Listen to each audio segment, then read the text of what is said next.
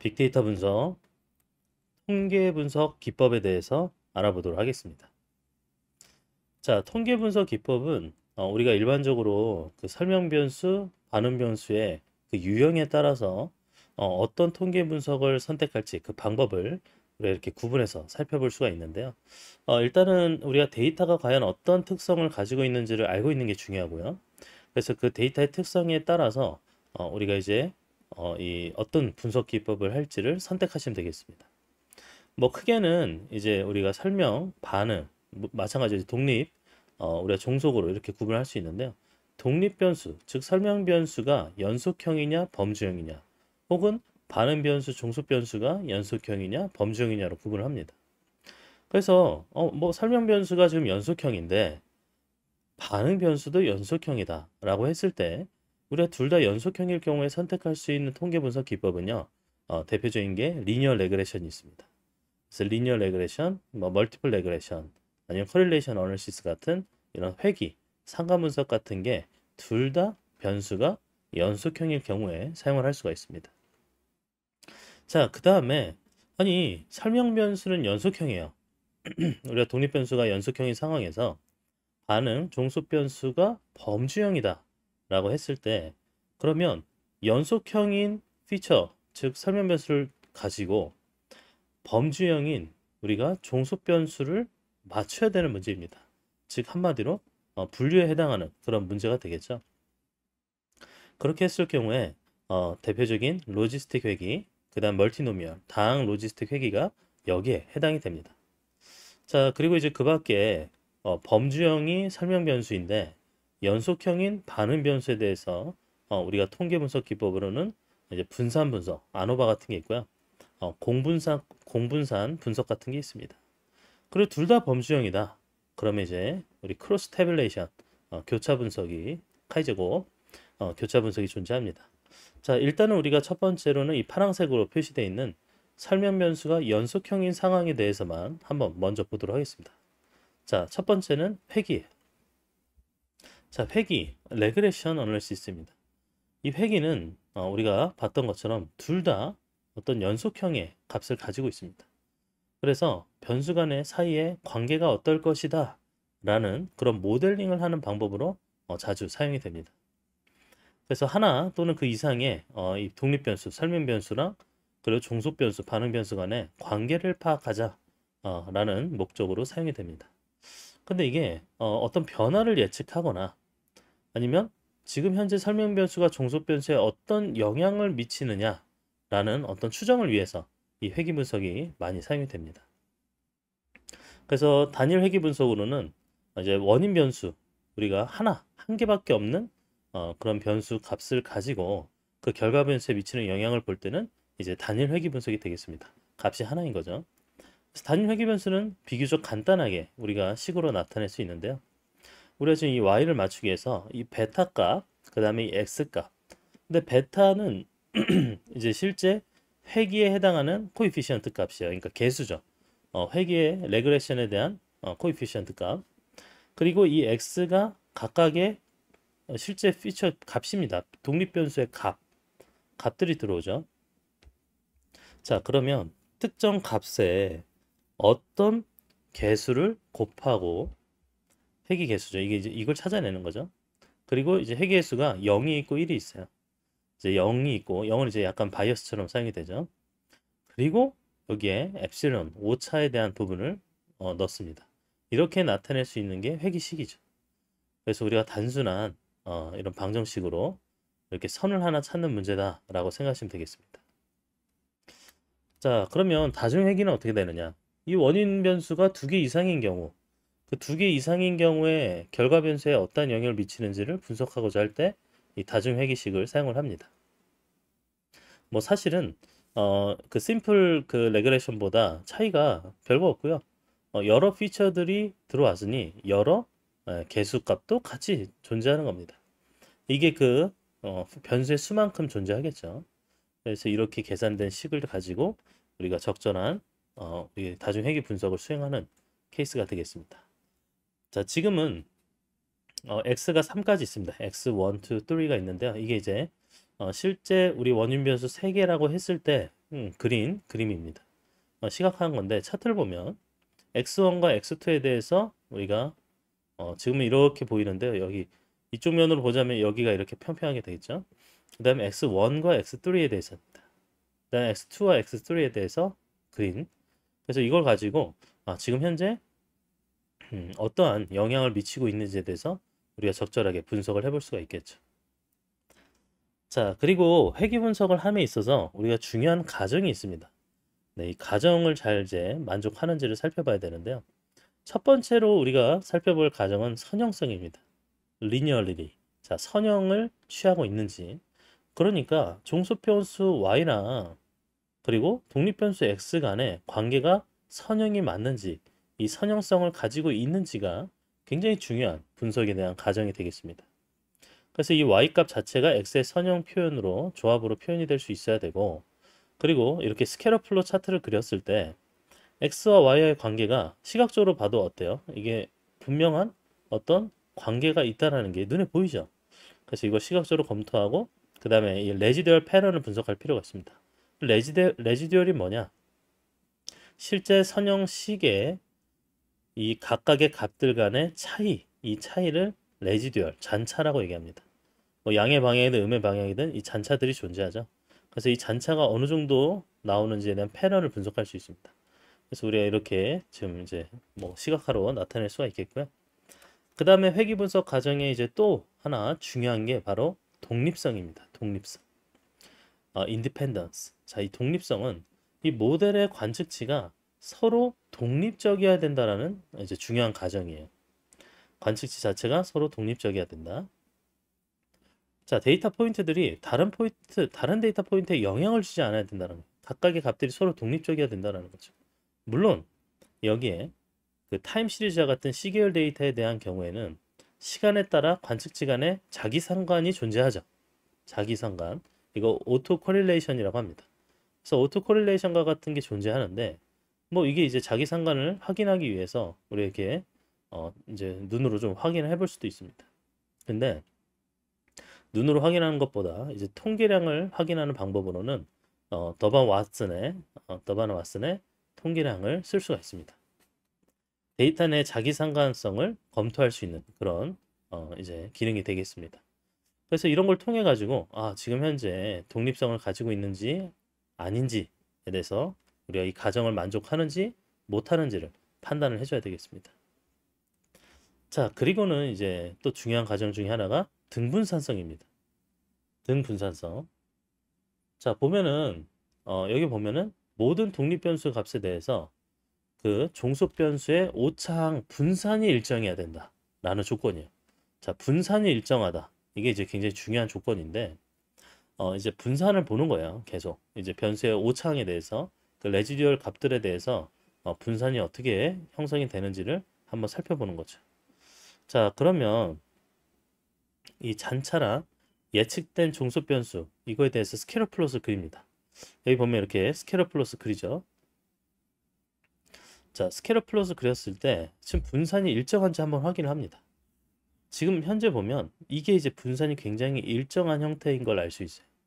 지금 분산이 일정한 형태로 이 레지듀얼 0을 기준으로 했을 때 분산이 일정하게 들어가는 걸 알 수 있죠. 근데 이 다음 차트를 보면 약간 분산이 점점점 값이 점점점 늘어나는 걸 알 수 있죠. 여기도 마찬가지고 여기도 마찬가지입니다. 지금 여기 위치랑 여기 위치의 분산 값이 달라지죠. 그래서 이런 여러 가지 그 어떤 달라지는 즉 등분산성 가정을 위반하는 이런 패런이 보일 수가 있습니다. 그래서 이렇게 등분산성을 충족하는 케이스가 있고요. 일정하게 유지되는. 근데 이런 예측값이 증가함에 따라서 잔차의 분산이 이렇게 증가하는 경향을 보이는 경우도 있고 그리고 굉장히 강하게 뚜렷하게 증가하는 양상도 보일 수도 있고요. 그리고 이제 여기 보면 지수적으로만 이렇게 분산이 증가하는 이런 케이스도 있습니다. 여기 지수적으로 막 증가하죠. 그래서 이런 것들은 굉장히 심각한 등분산성 위반이 되겠고요. 이 부분은 등분산성을 만족하는 경우고 이 중간쯤이 되겠습니다. 자, 그 다음에는 이제 정규성입니다. 정규성. 자, 이것도 이제 정규 분포, 오차항에 대해서 오차항들이 정규 분포를 따라야 된다는 중요한 가정인데요. 자, 그 가정을 한번 살펴보시면 그 모델에 대해서 통계적 추론, 이제 가설 검정 신뢰 구간 이게 이제 중요한데 보통 이 히스토그램을 표현해서 살펴보거나 히스토그램만 보더라도 이 히스토그램이 실제 값에 대해서 표현했을 때 그 실제 값이라는 게 레지듀얼 값이죠. 잔차의 값. 잔차에 대한 히스토그램이 어느 정도 정규 분포를 따르거나 혹은 QQ, 퀀타일 이 플롯이 있어요. 이 플롯을 그려서 지금 현재 이 선을 잘 따르면서 이 그 데이터들이 존재하는지, 그래서 이 잔체의 분포가 잘 만족스러운 이 형태가 되는지를 검증하는 그런 형태로 우리가 지금 정규 분포를 따르는지를 감안해서 이 회귀 분석의 정규성을 만족하는지를 살펴볼 수가 있습니다. 자, 그 다음에 또 중요한 가정 중에 하나가 다중 공선성의 이제 부재입니다. 다중 공선성. 그리고 이거는 이제 이렇게 말할 수 있는데요. 독립 변수들 간에 상관관계가 없어야 된다. 그러니까 상관관계가 있으면 나타나는 문제가 있습니다. 왜냐면 너무 그 변수들 간의 상관관계가 높게 되면 우리가 사실은 그 선형 회귀를 하는 데 있어서 이제 좀 정확한 이제 뭐 좀 해석이 어렵죠. 예를 들어서 이 다중 공선성이 있다고 하면 다중 공선성이 없어야 되는데 있게 되면 상관관계가 있어서 있게 되면 변수의 영향을 정확하게 분리가 어려워집니다. 그리고 모델 추정치가 불안해질 수가 있어요. 그래서 이것들은 상관행렬, 뭐 분산 팽창 요인 이런 걸 좀 계산해 가지고요. 자, 이게 이제 상관행렬이에요. 커릴레이션 매트리스를 그려서 지금 피처 간의 상관도가 얼마나 높은지에 대해서 계산을 하고요.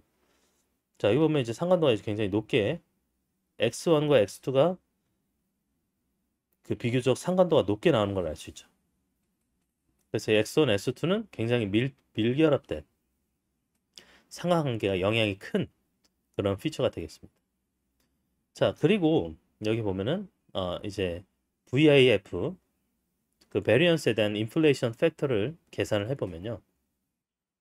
지금 현재 그 스레시홀드 값을 넘기는 애들, 지금 X3에 대해서는 그 VIF 값이 그 스레시홀드 넘기지 않거든요. 근데 스레시홀드 5랑 10을 뭐 한참이나 넘는 이 X1, X2가 어떻게 보면 상관성이 높기 때문에 이제 그 회귀 분석함에 있어서 방해가 된다 라고 볼 수 있는 그런 지표가 되겠습니다. 자, 그래서 이런 가정들을 잘 만족한 상태에서 이제 우리가 회귀 분석을 할 수가 있는데요.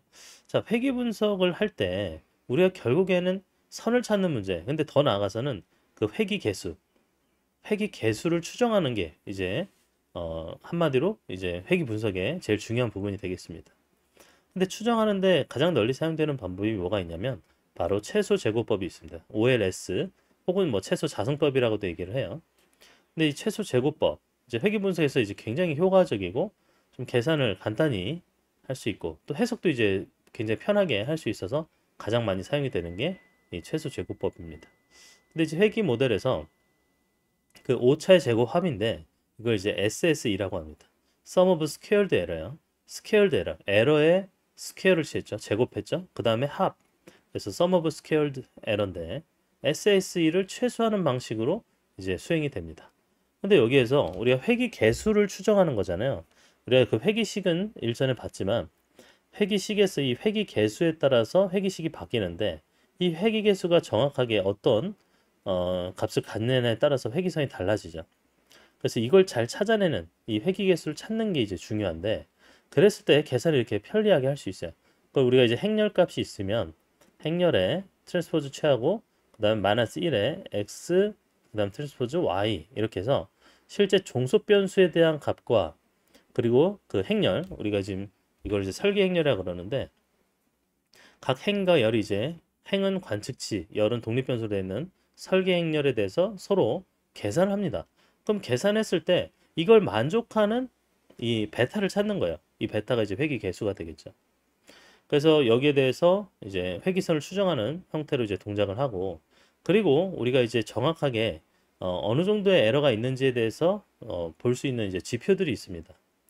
이제 아까 잔차 제곱합 같은 거를 살펴볼 수가 있겠고요. 이게 이제 sum of squared residual error예요. 그 residual error, 잔차에 대한 에러. 그 다음에 sum of squared regression, 그 회귀 제곱합에 대한 부분, 그 다음에 그걸 이 두 개를 합친 SST라는 게 있습니다. Sum of Squares 토탈이 있어요. 자, 그림으로 치자면 이렇게 됩니다. 여기 보면은 회귀선 레그레션이 있으면요, 그 레그레션을 기준으로 이 위에 이 부분에 해당하는 레지듀얼 에러를 SSE라고 하고요. 그리고 우리가 지금 현재 기준선 그 평균값 대비 Sum of Squares 에러를 체크할 수 있습니다. 이게 이제 SSR이에요. 그래서 SSR과 SSE를 결합한 게 바로 SST가 되겠습니다. 그래서 식으로 나타내면 이제 이렇게 계산을 할 수가 있어요. 그래서 우리가 이제 그 여기 예측값이 있어요. 예측값과 실제값과 예측값의 차이, 이런 거를 이제 회귀 제곱을 할 수 있겠죠. 그래서 여기 선을 기준으로 했을 때 네, 우리가 SSR을 계산을 할 수가 있겠죠. 여기와 이 선과 여기의 사이의 차이. 그다음에 SSE도 마찬가지로 여기 실제값과 우리가 회귀선의 차이를 제곱합을 취하는 거죠. 여기도 제곱합을 취하고요. 그리고 이거 두 개를 합친 게 바로 이게 되겠습니다. 뭐 이거야, 여기 이제 실제 값에서 여기까지의 차이를 계산하면 되겠죠. 자, 그리고 회귀 분석에 대해서 성능을 평가할 수 있는 그런 여러 가지 지표들이 존재하는데요. 그 중에 이제 또 제일 많이 사용되는 게 이 R스퀘어입니다. R스퀘어. 이 R스퀘어는 지금 회귀선이 얼마나 데이터를 잘 설명하고 있는지에 대한 설명력 혹은 결정 개수라고 이야기를 할 수가 있습니다. 이 R스퀘어 값은 계산식으로는 SSR을 SST로 나눠줄까? 다시 말해서는 1에서 SS를 뺀 값에 SST로 나눠준 값으로 바꿔서 표현을 할 수가 있겠고요. 지금 현재 이 종속 변수의 분산 중에 모델로 설명하는 비율, 이게 이제 0에서 1 사이의 값을 갖게 돼 있거든요. 그래서 얼마나 1에 가깝냐가 얼마나 잘 설명하는 이 선이냐, 회귀냐, 이거를 우리가 찾아낼 수가 있겠죠. 설명이 되는 부분이 되겠습니다. 그래서 추정된 회귀식이 종속 변수를 얼마나 잘 설명하는지를 지표화한 거고요. 그리고 독립 변수가 종속 변수를 예측하는데 얼마나 기여하는지에 대해서도 파악할 수 있는 지표가 되겠습니다. 그래서 회귀 분석이 자료를 설명하는 것이 얼마나 적합한지 파악할 수 있는 이런 대표적인 지수인데요. 그래서 회귀 모형을 만들고 지금 현재 이 모형이 자료를 얼마나 잘 설명하는지, 적합하게 했는지를 나타내는 부분이기 때문에 굉장히 많이 지표로서 활용하는 정보가 되겠습니다. 자, 다음에는 MA인데요. 이제 mean absolute error입니다. 그러니까 mean absolute error면 에러에 대해서, 자, 에러는 이렇게 계산하죠. 지금 현재 실제값과 예측값의 차이, 실제값과 예측값의 차이의 absolute 절대값을 취하고요. 그거를 평균을 취합니다. 그래서 절대적 차이라고 생각하시면 돼요. 절대적 차이에 대한 평균이 되겠습니다. 그래서 평균적으로 모델이 얼마나 정확하게 이제 예측을 하는지에 대해서 나타내는 지표다라고 생각하시면 되겠고요. 그 다음에는 이제 MAP가 있습니다. MAP는 mean absolute인데 percentage error예요. percentage error. 즉 다른 건 없어요. 계산식은 똑같습니다.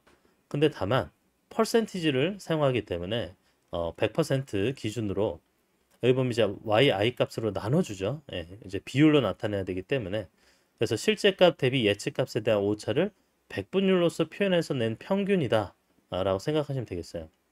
근데 이제 모든 오차에 대해서 상대적인 값으로 평가를 하기 때문에 크게는 영향을 받지 않는 그런 성능평가 지표다라고 보시면 되겠습니다. 자, 그 다음에는 MSE인데요. 자, MSE는 그 mean squared error예요. 그래서 에러에 대해서 스퀘어드를 취하고 그 다음에 거기에 평균을 취합니다. 그래서 실제값과 예측값 사이에 제곱을 취한다며 그 제곱에 대한 값들의 평균을 MSE라고 보시면 되겠습니다. 자, 이거는 오차를 제곱을 취함으로써 큰 값으로 만들기 때문에 큰 오차는 더 큰 가중치를 부여하는 것과 똑같습니다. 그래서 더 큰 가중치를 가지고 있기 때문에 이 값을 줄이기 위해서 모델이 좀 더 이제 좀 열심히 이제 맞춰가는 그런 훈련을 거치겠죠. 그 다음에 MP 같은 mean percentage error입니다. 이건 단순히 실제 퍼센티지로 바꾼, 절대값도 없어요. 그래서 퍼센티지로만 바꾼 값이 되겠습니다. 그래서 실제값과 예측값 차이의 오차를 백분율로 나타낸 평균값이다 라고 보시면 되겠어요. 그래서 평균적으로 그냥 얼마나 높냐, 낮냐에 대해서 평가하고 싶을 때 쓸 수가 있겠습니다.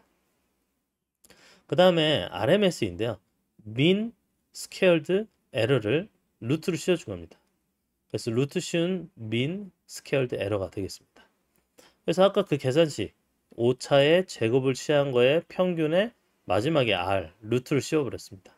근데 이 값은 ss1을 n-2로 나눈 거에 루트 씌운 거랑 똑같은 결과가 나올 수 있습니다. 자, 그래서 ms2의 제곱근이다. 근데 제곱근인데 여기에 이제 루트를 씌웠기 때문에 MSE가 이제 실제 스케일을 취했기 때문에 너무 큰 값을 가지잖아요. 근데 그 큰 값에 대해서 원래 크기 형태로 돌려서 평가한다는 그런 측면에서 우리 뭐 사실 사람이 보기 좋은 그런 평가 지표가 되겠습니다. 자, 그다음에 라쏘입니다. 라쏘는 지금 현재 레그레션을 그대로 돌리는 데 있어서 그 레그레션이 가질 수 있는 어떤 그 웨이트 값에 좀 큰 웨이트 값을 갖게 되는 이런 오버피팅의 이슈가 있는데요. 그거를 좀 막고자 해서 나온 개념이 되겠습니다. 그래서 뭐 여기 보면 최소 절대 축소 및 선택 연산자 이렇게 해서 라쏘라고 합니다. 라쏘.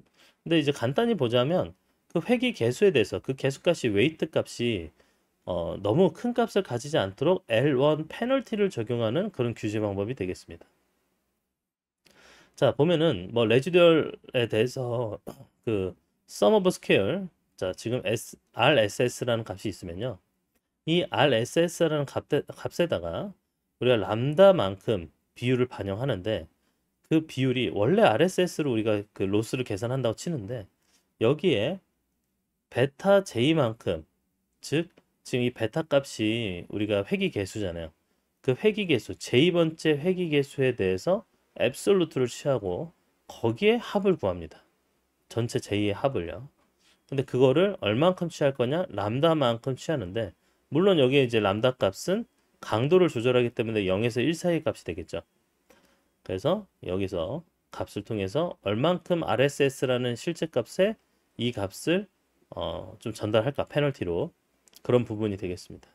그래서 변수 선택 과정에서 만약에 불필요한 변수가 있다면 그 개수를 0으로 만들어서요.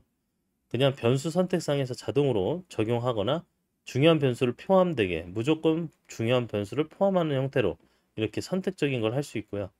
그 다음에 규제를 통해서 모델의 과적합을 방지할 수도 있고 일반화 능력을 향상시킬 수도 있습니다. 이제 그리고 모델 해석할 때 아니 중요하지 않은 변수에 대해서 개수를 0으로 만들면 모델이 좀 더 심플해지고 해석도 좋아지겠죠. 그래서 그런 측면에서도 굉장히 많이 쓰일 수가 있습니다. 다음은 이제 리치인데요. 리치 레그레션은 이 회귀 개수에 대해서 L2 페널티를 적용하는 레귤러라이제이션 방법입니다. 보면은 RSS에 똑같이 이 페널티를 적용하는 부분인데 얼마나 페널티를 적용할지에 대한 람다가 있고요. 그리고 여기서 보면은 베타 값에 대해서 지금 현재 회귀 개수 값에 대해서 그 얻어진 전체 제곱의 값들 그 회귀 개수의 지금 제곱을 취하고 있죠.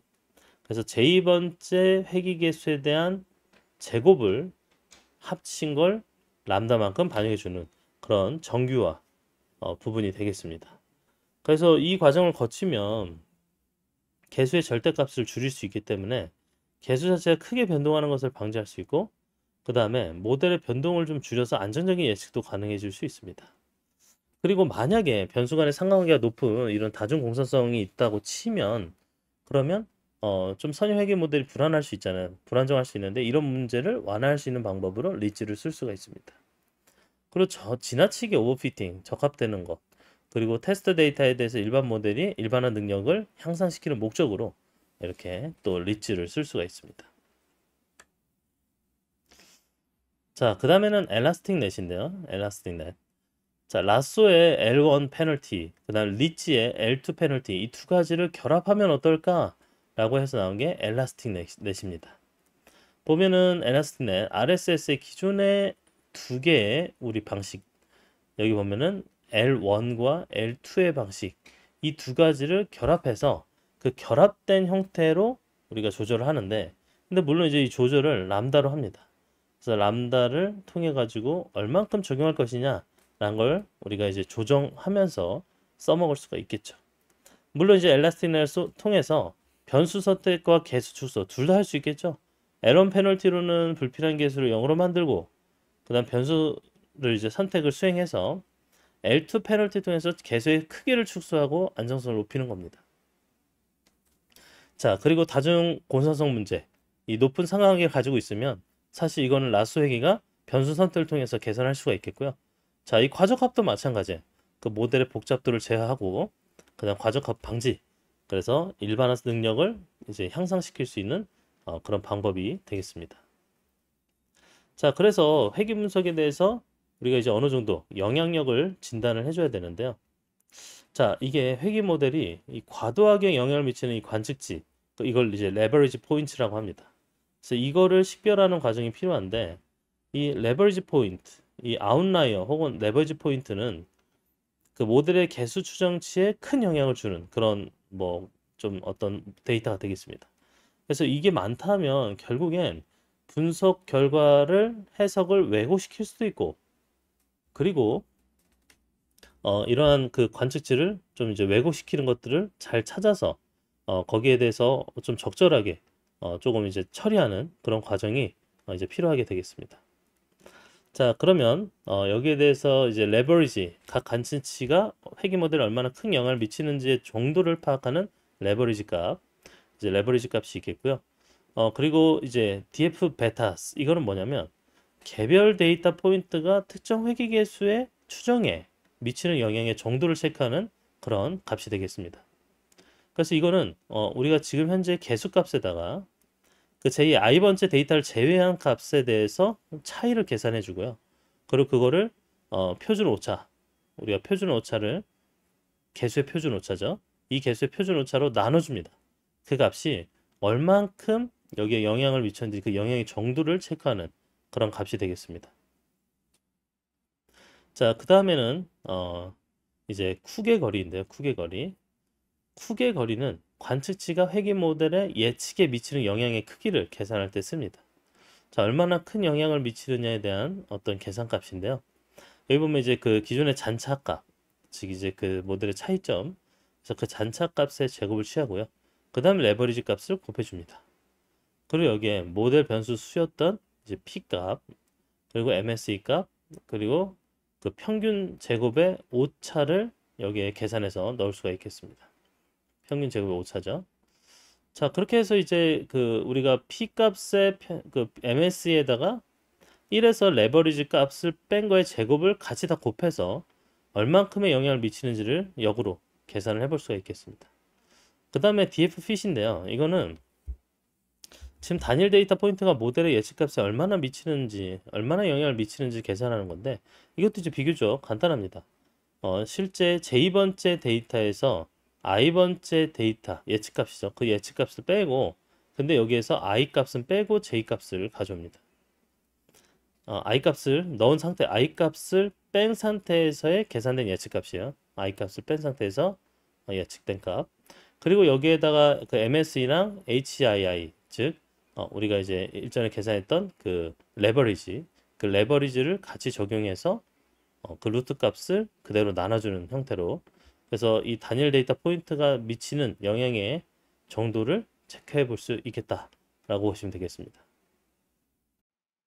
자, 다음은 로지스틱 회귀 분석입니다. 자, 회귀 분석인데 로지스틱이 붙었어요. 자, 이게 무슨 차이가 있냐면 기존의 범주형에 대해서 반응 변수, 범주형의 반응 변수에 대해서 살펴보자라는 그런 차이가 있습니다. 즉, 회귀 분석은 둘 다 연속형에 대한 건데, 이 범주형을 가지는 반응 변수에 대해서 그 관계를 모델링하는 데 쓰는 대표적인 또 방법 중에 하나입니다. 그래서 범주형의 반응 변수를 가지고요. 근데 이제 로지스틱이라서 특히 이제 바이너리 형태, 이징 반응 변수를 가진다고 가정하고요. 그리고 하나 이상의 설명 변수를 가지는 그런 사이의 관계를 모델링하는 그런 기법이 되겠습니다. 뭐 선형회계랑 유사하죠. 그런데 반응 변수가 뭐다? 바로 범주형 데이터다라고 보시면 되겠습니다. 그래서 선형회계랑 다르게 이 종속 변수에 대해서 지금 이진 형태, 즉 성공이냐 실패냐, 지금 범주형, 반응 변수가 범주형이기 때문에 뭐 성공 아니면 실패, 예 아니면 아니요, 1 아니면 0과 같은 이런 두 개로 분류되는 이진 형태의 경우에 주로 사용을 합니다. 그래서 우리가 그냥 리니어 레그레션을 돌렸다고 했을 때 리니어 레그레션이 지금 현재 반응 변수, 종속 변수가 범주형이에요. 그럴 경우 0 아니면 1이잖아요. y값이. y값이 0 아니면 1인데 여기에 리니어를 돌려봤자 0과 1에 해당하는 값에 선을 그어봤자 별 의미가 없는 그런 분석 관계 모델이 되겠죠. 그래서 여기에서는 0과 1로 나와 있는 이런 종속 변수에 대해서 어떻게 선을 그을 것이냐. 즉, 우리가 이 데이터를 잘 설명하는 회귀선을 찾는다기보다 이 0과 1을 잘 분류하는 선을 찾는 문제로 바꿔서 우리가 접근한다고 보시면 되겠습니다. 그래서 이 0과 1을 구분하는 선을 찾자. 그런 부분이 되겠고요. 그리고 이제 로지스틱 회귀 분석을 보면 이제 수학적으로는 이렇게 나타낼 수 있어요. 우리가 그 회귀 분석 식을 그대로 가져가는데 그 식에 대한 결과가 로그 P를 1-P로 나눈 값. 즉 이제 확률로 성공 확률에 대해서 성공하지 못할 확률로 나눈 값에 대한 로그를 취한 값이 되겠습니다. 자, 이게 결국엔 이걸 계산한다는 건 성공이냐 실패냐라는 값을 가지게 되잖아요. 1 아니면 0이라는 값으로 구분되어 있는데 그 값을 나타내는 표현이 되겠습니다. 그래서 성공 확률 P값을 어떻게 계산하느냐? P값을 계산하기 위해서 이 로지스틱 펑션을 이용하는데 그 로지스틱 펑션을 계산할 때 이렇게 나타낼 수 있습니다. 우리가 이제 그 P값에 대해서 그 지금 현재 Z값에 대한 그 시그모이드 함수로 이렇게 변환해서 사용할 수가 있습니다. 그래서 선형조합의 출력을 0과 1 사이 확률로 변환하는 이런 시그모이드 함수 형태로 사용하는 게 바로 로지스틱 함수가 되겠습니다. 그래서 여기에 특정 범주 0과 1이라는 그 범주의 확률로 변환하는 이런 형태가 결국엔 P값을 우리가 추정하는 형태로 바꿔서 생각해 볼 수가 있는 거죠. 그래서 계산으로 하면 이렇게 나올 수 있고요. 여기서 이 Z값은 결국에 이제 우리가 회귀에 필요한 여러 그 회귀 개수들과 회귀 개수와 실제 값의 식으로 나타내는 Z값이 되겠습니다. 결국엔 이 Z값의 결과에 특별한 함수, 로지스틱 함수를 사용해서 성공 확률 P를 계산하는 형태로 바꿔서 살펴보자 라는 의미가 되겠습니다.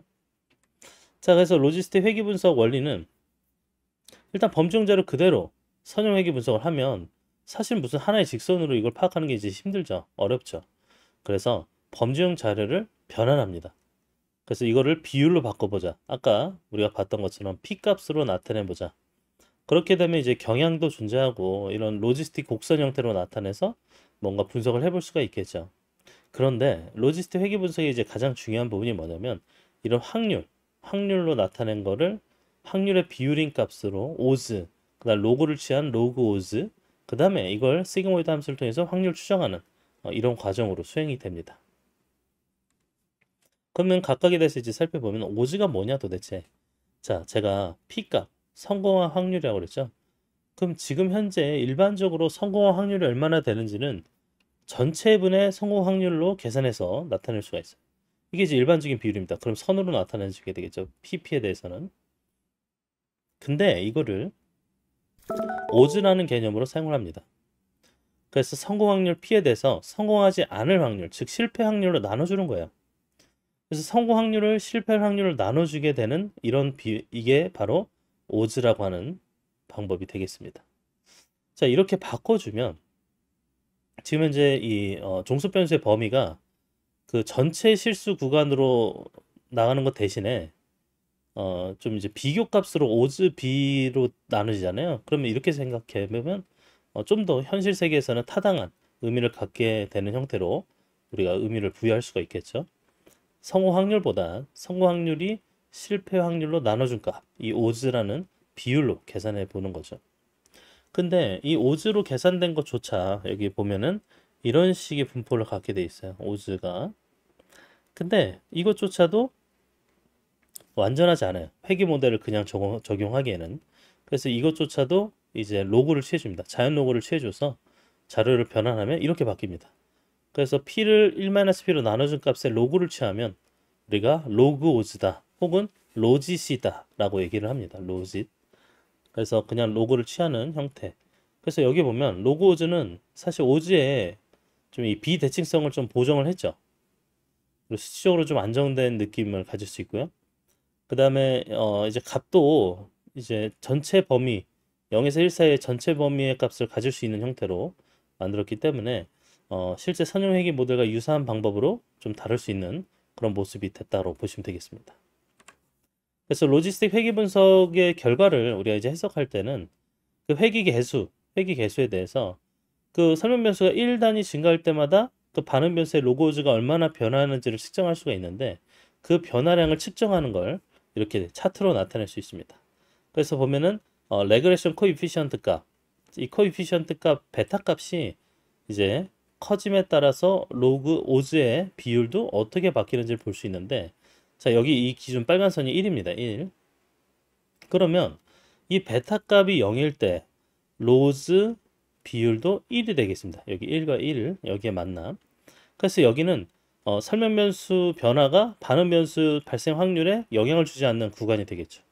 그런데 이제 베타 값, 즉 회귀 개수가 양수로 될 때, 이 오른쪽으로 갈 때 그 증가되는 만큼이 사건 발생 확률을 증가시키는 거고, 그리고 여기에 베타 값이 음수다라고 했을 때 감소되는 부분이 되겠습니다. 그래서 증가 감소가 있죠. 근데 이것도 우리가 오즈 값을 회귀 개수로 바꿨을 때 우리가 로그를 취해서 바꾸잖아요. 근데 이거를 똑같이 오즈 비율을 계산하는 값으로 만들려면 지수함수로, 익스포넨셜로 지수함수로 변환을 하면 다시 오즈를 구할 수가 있습니다. 그래서 이 로그 오즈 비율이 1보다 크다. 여기 보면 로즈 비율로 쳤을 때 1보다 크다면 사건 발생 확률을 증가시키는 것을 의미하고 1보다 작으면 감소하는 형태로 우리가 해석을 할 수 있겠죠. 그래서 이제 사실은 돌릴 때는 우리가 로그를 취해서 회귀 개수를 취하지만 우리가 보고 해석하는 입장에선 다시 익스포넨셜로 원값 형태로 바꿔서 보는 형태가 되겠습니다. 그래서 해석할 때는 우리가 회귀 개수를 그대로 하기보단 오즈로 변환해서 해석을 한다라고 보시면 되겠고요. 자, 그 다음은 범주형 자료 분석에 있어서 우리가 선형 회귀랑 로지스틱 회귀 부분을 같이 살펴봤고요.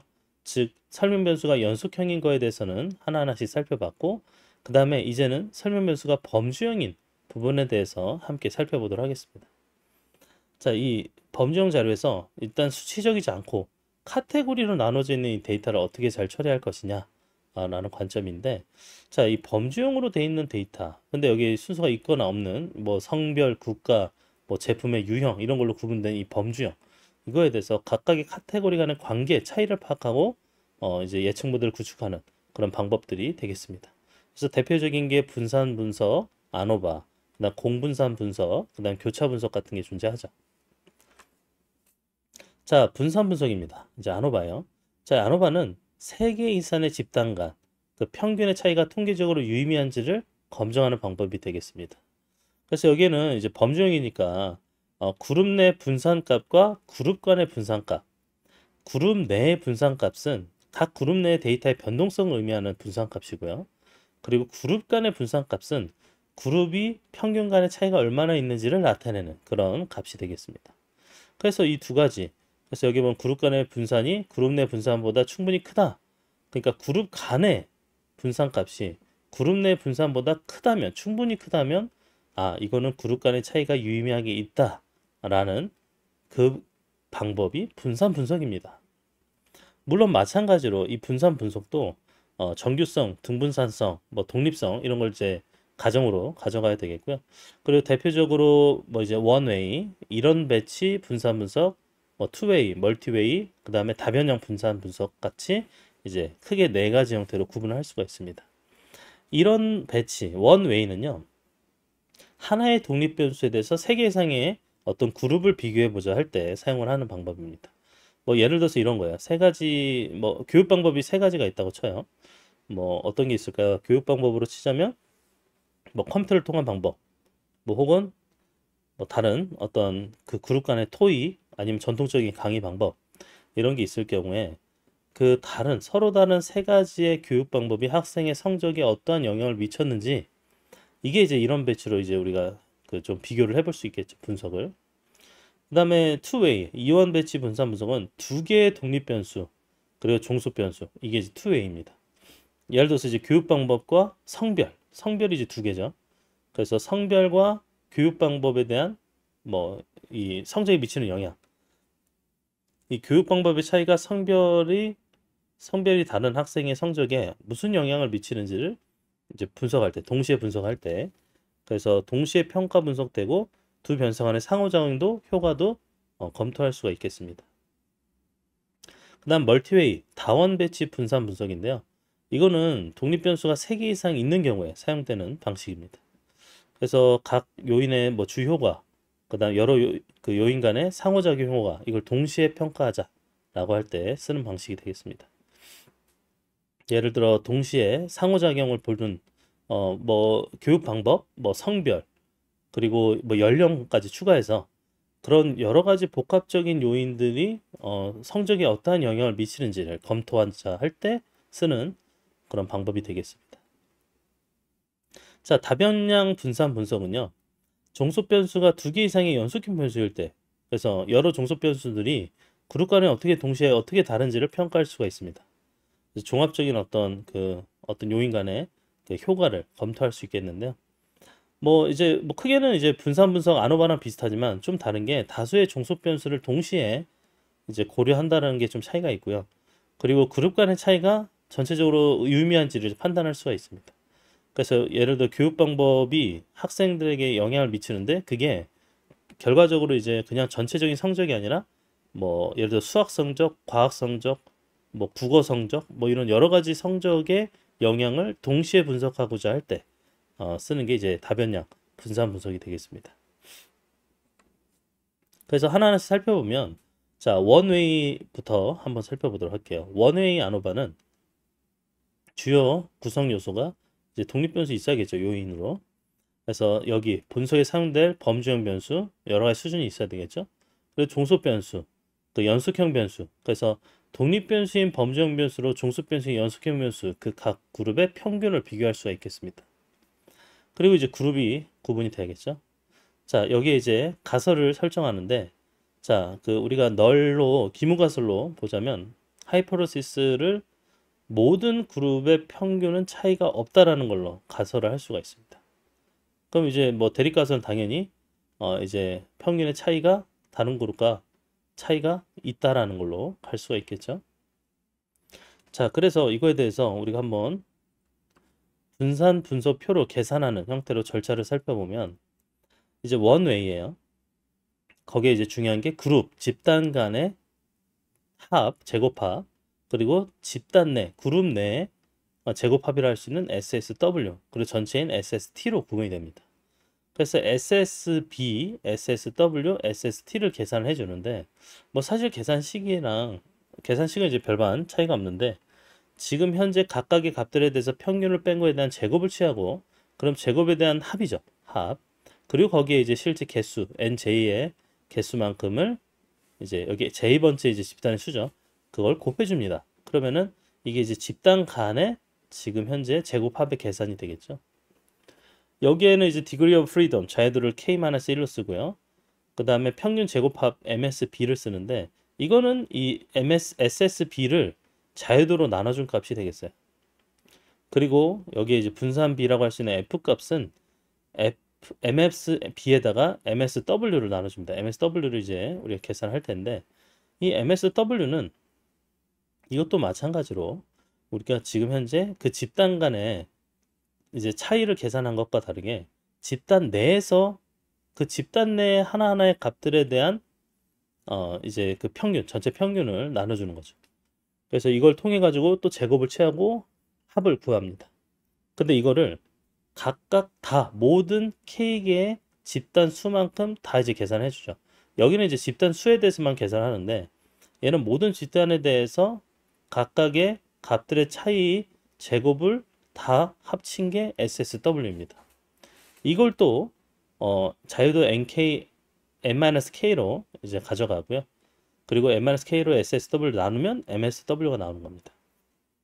그 전체는 사실 SSB랑 SSW를 합친 건데 이제 지금 현재 각각의 값들에 대해서 평균에 대한 전체인데 이거를 n만큼 다 수행하는 그게 이제 SST가 되겠습니다. 이것도 이제 자유도는 n-1로 가져갑니다. 자, 보면은 그래서 이거를 이제 그 원웨이 방법을 결국엔 F값이 나오는데 F값을 계산했을 때 MSB를 MSW로 나눈 값이잖아요. 자, F값을 가지고 F 통계량을 그래서 여기 F 분포를 사용해서 정말 그 가설로 세웠던 기무가설에 대한 검정을 수행합니다. 이걸 테스트하는 거죠. 그래서 우리 아까 봤던 MSB랑 MSW 이 값을 통해서 계산된 F값 그래서 계산된 F값과 F분포를 통해서 P값을 찾아요. 그래서 기무가설을 기각할 건지 채택할 건지를 우리가 마지막에 결과 해석으로 결정하면 되겠습니다. 자, 제가 이제 뭐 절차는 이렇게 설명을 드렸는데 한번 그래도 예시를 통해서 봐야 좀 명확하게 이해가 될 겁니다. 그래서 예시를 살펴보도록 할게요. 자, 예제는 그 아까 말했던 교육 방식의 차이가 3개 있는 거야. 전통적인 강의 방식, 대화형의 그룹 토의하는 활동 방식, 그다음 컴퓨터를 기반으로 한 학습 방식 이렇게 A, B, C라고 이제 구분을 할게요. 그러면 각 교육 방법에 따라서 이 교육 방법대로 이제 교육을 받은 30명의 학생들 각각의 교육 방법마다 이제 10명씩이에요. 각 그룹마다 10명씩에 대해서 성적을 가져왔습니다. 그러면은 그 방법에 따른 성적 각각의 평균이 있겠고요. 그리고 전체 평균을 가져갑니다. 그러니까 전체 성적에 대한 평균이죠. 그러면 원웨이 안오바는 어떻게 계산하느냐? SSB, SSW, SST 각각 계산해야죠. SSB는 간단합니다. 간단하게 지금 각 그룹의 수가 이 10이에 10 그러니까 NJ 값이 10인 거죠. 그 10에다가 74.3 지금 첫 번째 A의 그룹에 해당하는 평균에서 전체 평균을 빼고 제곱을 취합니다. 그 다음에 두 번째 86이라는 값에서 전체 평균을 빼고 제곱 그 다음 세 번째 컴퓨터 기반 학습 92.1에서 84.133을 뺀 제곱 그거를 다 더해서 10을 곱해주면 1636.467이 나옵니다. 이게 바로 SSB 값이에요. 자, 그 다음에는 SSW인데요. SSW는 각 그룹별로 A그룹, B그룹, C그룹의 전체 합을 해야지 SSW가 나오는데요. 그럼 각각을 계산하면 A그룹에 대해서는 70에서 그 해당하는 그룹의 평균인 74.3을 빼고 제곱 75에서 74.3 빼고 72 이렇게 계속 다 빼서요. 그 제곱값을 다 더합니다. 그러면 SSWA에 대한 값 122.1이 나오고요. 이런 원리로 그 똑같이 B랑 C도 계산하면 56, 24.9가 나오게 됩니다. 그래서 이 값을 다 합치면 203이 나와요. 이 203이라는 값이 SSW가 되겠습니다. 그러면 이 SST는요. 이 모든 하나하나의 값들에 대해서 이 값과 실제 전체 평균에 대한 차이의 제곱을 다 전체 개수인 30개를 계산하면 SST가 되고요. 이 SST 값은 1339.47에 나옵니다. 1339.47. 근데 결국엔 이 값은요. SSB랑 SSW를 합친 값이랑 똑같습니다. 그래서 1634.467인데 47이라 보고 203을 더하면 1839.47이 나오죠. 자, 그리고 MSB는 SSB를 K-1로 나눈 거잖아요. 자, 그러면 SSB가 지금 우리가 계산된 게 1636.47 이거를 K-3니까 그룹의 수인 3개죠. 그룹이 3개인데 3개에서 1 뺀 2로 자유도를 계산해서 나눠줍니다. 그럼 818.23 그 다음 MSW는 자, SSW 203으로 나왔죠. 거기에 N-K 전체 30개에서 K인 3개를 빼서 27이 나옵니다. 그 27로 나눠줘요. 그럼 7.52가 나오고요. 그러면은 지금 현재 MSB인 818.23을 7.52로 나눠준 이 F값이 108.83이 나옵니다. 네. 그래서 이게 결국엔 이 지금 현재 가설 검증을 하면 세 가지 교육 방법의 뭐 성적 약간 이제 평균은 비슷하죠. 거의 비슷하죠. 근데 비슷할 거다. 이게 이제 우리 기무 가설이죠. 비슷할 거다. 근데 여기 보면 적어도 하나의 교육 방법 성적이 다른 것 대비 좋다. 뭐 여기 보면 평균으로 보자면 컴퓨터 기반 학습이 이제 좀 좋은 결과가 나왔잖아요. 그죠? 그래서 이게 이런 식으로 우리가 이제 다 그 각각의 방법들을 다 평균 내고 비교해서 그걸 F 통계 그 분포를 통해 가지고 기무가설을 채택하거나 기각하거나 하는 식으로 하는 방법이 아노바입니다. 아노바. 자, 그리고 이원 배치 분산 분석입니다. 투웨이 언어반은요. 여기에 이제 주요 구성 요소가 이제 요인, 팩터가 있고요. 독립 변수죠. 그리고 이제 수준, 그 다양한 요인이 가질 수 있는 값들, 카테고리, 레벨이라고 합니다. 그 다음에 주요 효과와 상호작용 효과, 이렇게 효과 두 개 있는데요. 종속 변수에 영향을 미치는 이제 효과, 어떤 요인이 종속 변수에 어떤 효과를 미치는지, 그리고 상호작용 효과, 두 요인이 결합될 때 나타나는 효과를 체크하는 부분이 있습니다. 자, 그러면 가설을 설정하는데 요인 A가 주요 효과에 대한 가설, 요인 A에 대한 주요 효과예요. 메인 이펙트. 이거는 요인 A가 모든 순간 평균이 동일할 것이다라는 기무가설. 적어도 한 수준의 평균이 다른 순간 다를 것이라는 대립가설로 정할 수 있습니다. 뭐 요인 B도 마찬가지야. 기무랑 대립가설 세울 수 있겠고요. 그리고 만약에 우리가 상호작용, 그 인터랙션에 대한 이펙트를 체크하려면 요인 A랑 요인 B에 대한 상호작용에 대해서 가설을 셉니다. 당연히 상호작용 효과가 없다, 뭐뭐가 없다, 기무가설이죠. 근데 효과가 있다, 그럼 대립가설이 되겠습니다. 그래서 A랑 B랑 결합 효과가 사실은 그 상호작용의 효과는 단순히 A랑 B의 개별 효과의 합이라고 뭐 이렇게 볼 수 있겠고요. 근데 이 대립가설은 A, B의 결합 효과가 A와 B의 개별 효과를 넘어서는 그런 값이 돼야지만 상호작용 효과가 있다라고 볼 수 있겠습니다. 그래서 지금 보면은 뭐 주 효과, 상호작용 효과 이렇게 이제 검정을 수행하는데 이제 각각의 독립 변수가 이 중속 변수의 효과를 이제 주요 효과라고 한다면 그 여러 독립 변수들의 조합에 따라서 종속 변수에 영향을 주는 게 이제 상호작용 효과가 되는 거죠. 그래서 이거에 따라서 분석을 하는 겁니다.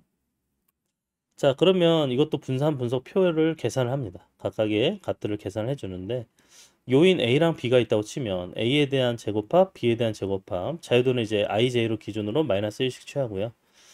그리고 이제 MS, A에 대한 것과 B에 대한 것 각각을 계산합니다. 이거는 뭐 제곱합에 대해서 평균을 자유도로 나눠주면서 평균 제곱합으로 취하는 거죠. 이것도 마찬가지고요. A, B 각각 다 분산비도 F값, A에 대한 것과 B에 대한 것 마찬가지로 계산할 수가 있습니다. 자, 그 다음에는 상호작용이에요. A랑 B가 가지는 그 두 요인에 대한 상호작용성 I-1과 J-1로 이제 자유도를 가지고요. 그럼 SSAB, 즉 이 두 가지를 합친 AB에 대한 값에서 자유도 I-1, J-1로 나눠주면 실제 우리가 필요한 MSAB에 대한 상호작용 값이 되겠습니다. 그걸 이제 MSE로 나눠주면 F값이 나오고요. 그 다음에 이제 SSE, 이게 이제 똑같이 오차인데요. 그 전체 스케일드 에러, sum of scaled error예요. 그 값에 대해서는 IJ의 n-1을 곱해준 값이 되겠습니다. 그래서 이 오차에 대한 제곱합이니까 SSE 값을 이제 자유도로 나눠준 MSE가 나오겠습니다. 이 MSE로 이제 각각 나눠 계산한 거죠. 네. 민 스케일드 에러가 되겠죠. 그 다음 전체 SST는 이제 자유도로는 IJ n-1이 되겠습니다. 그래서 각각 요인 A, 요인 B, 그 다음에 상호작용에 대한 계산, 오차, 그리고 전체 SST 이걸 다 계산을 해서 2A 계산을 할 수가 있는데요. 자, 이것도 마찬가지로 F값 계산이 되면 그 각 요인의 주요 효과가 상호작용 효과가 어떤지 계산이 될 수 있잖아요. 그래서 이걸로 기무가설 검정을 할 수가 있습니다. 그래서 만약에 F 통계량이 크다 그러면 이런 관련 요인과 상호작용이 통계적으로 유의미하다는 걸 우리가 이제 알 수가 있겠죠. 그래서 이제 P값을 계산해서 P값을 통해서 각 요인의 주요 효과, 상호작용 효과의 통계적 유의성을 결정할 수 있습니다. 그래서 유의하다라는 건 결국엔 그 결과를 통해서 추가 분석을 한다거나 아니면 실험 설계에 이제 영향을 주는 형태로 우리가 사용을 할 수가 있겠죠. 자, 이렇게 해서 우리가 투웨이 언어바까지 살펴봤고요. 자, 그 다음에는 공분산 분석입니다. 자, Analysis of Covariance예요. Covariance. 그래서 어널시스, 언커브 이제 그 공분산 분석이라고 얘기하는데요. 이 아노바를 좀 확장한 개념이에요. 그래서 이제 그 하나 이상의 독립 변수, 범주형 독립 변수죠. 그리고 하나 이상의 연속형의 공변량을 고려해 주는 겁니다. 그래서 연속형 종속 변수에 미치는 효과가 어떤지를 좀 보는 그런 분석 기법이 되겠습니다. 그래서 설명 변수 간 사이의 관계뿐만 아니라 다른 변이의 영향을 통제하면서 주 효과와 상호작용 효과를 추정할 수 있습니다. 좀 개선을 했죠. 그래서 공변량의 영향을 통제하자. 그래서 효과를 조정하는, 통제하는 걸로. 그래서 범주형 독립 변수의 효과를 좀 정확하게 추정해 보자. 그리고 공변량을 포함했기 때문에 우리가 이제 분산 감소, 종속 변수가 삼례되지 않은 이런 변동성을 좀 줄일 수 있고 실험 통계적으로 효력을 증가시키는 방법이 되겠습니다. 그리고 상호작용 효과를 체크할 때도 상호작용 효과를 좀 더 다양한 조건에서 영향을 탐색하는 방법으로 사용할 수가 있어요. 그래서 이것도 공분산 분석도 뭐 독립변수, 공변량, 종속변수 이렇게 두고요. 다른 어떤 장점이 뭐냐? 공변량을 통제한다고 했잖아요. 우리가 공변량에 대해서 통제를 하기 때문에 좀 더 정밀도를 향상시키고 요인 간의 이런 순수한 효과를 명확하게 파악하는 게 가능해집니다. 근데 이제 마찬가지로 이것도 한계가 있어요. 그 적절한 공변량을 선택하는 게 중요하고요. 결국엔 공변량과 요인 간의 상호작용이 복잡할 수도 있어요. 그래서 이런 모든 주요 가정들이 있는데 이 가정을 충족해야지만 어느 정도 정확한 결과를 얻을 수 있다는 한계는 분명히 존재합니다. 그래서 공분상 분석을 할 때 모델을 선정을 잘 하고요. 종속 변수에 대한 요인, 공변량의 영향을 모델링, 그리고 이제 일반적으로 선형 회계 모델 형태를 취해서 공변량과 요인에 대한 상호작용을 포함하는 형태로 이제 가져갈 수 있습니다. 그리고 가정 검증하고 가정 중요한데 이 가정이 이제 거의 회계가 가져가는 등분산성, 독립성, 공변량, 그다음에 선형 관계, 그리고 정규성까지 이런 가정을 잘 만족하는지 검증을 해줘야 됩니다. 그리고 공변량의 효과를 조정해서 공변량 영향을 수학적으로 제거하고 진짜 요인의 주효과 상호작용 효과를 분석하는 데 사용할 수 있겠고요. 그리고 결과 해석을 할 때는 그 요인의 통계적 유의성을 검토, 그리고 공변량이 결과에 미치는 영향을 해석하는 형태로 마지막 단계를 수행을 합니다. 자, 그 다음에는 이제 우리가 살펴볼 게 교차 분석입니다. 교차 분석. 이거는 이제 독립 변수, 종속 변수 둘 다 범주형. 그러니까 범주형으로 가정하는 그 변수 간의 관계를 분석하자라고 하는 대표적인 방법입니다. 그래서 이걸 크로스 태블레이션이라 하는데요. 이제 피어슨이 고안한 방법으로 사실은 이제 교차 분석이다라는 말도 있고 카이 제곱 검정이다라는 표현으로도 많이 사용을 합니다. 그래서 이제 두 범주형 자료니까 응답을 크로스 태블레이션 혹은 분할표라고 하는 표를 작성해서 검정을 진행을 합니다. 또 교차 분석할 때 우리가 이제 단계로 뭐 데이터가 준비돼야 되겠죠. 범주형 변수를 선택하고 교차표를 만들고 그리고 거기에 따라서 데이터 분석 그리고 통계적 검정 과정으로 이제 수행이 됩니다. 그래서 이걸 한번 우리가 각각 한번 진행을 해보면요. 데이터는 준비돼 있다 치고 분할표, 교차표를 생성을 해보도록 하겠습니다. 그래서 분할표를 분석하는데 자, 예를 들어서 두 개 이상의 범주형 변수 간의 관계예요. 자, 성별은 남자와 여자가 있고요. 만족도는 만족과 불만족이 있어요.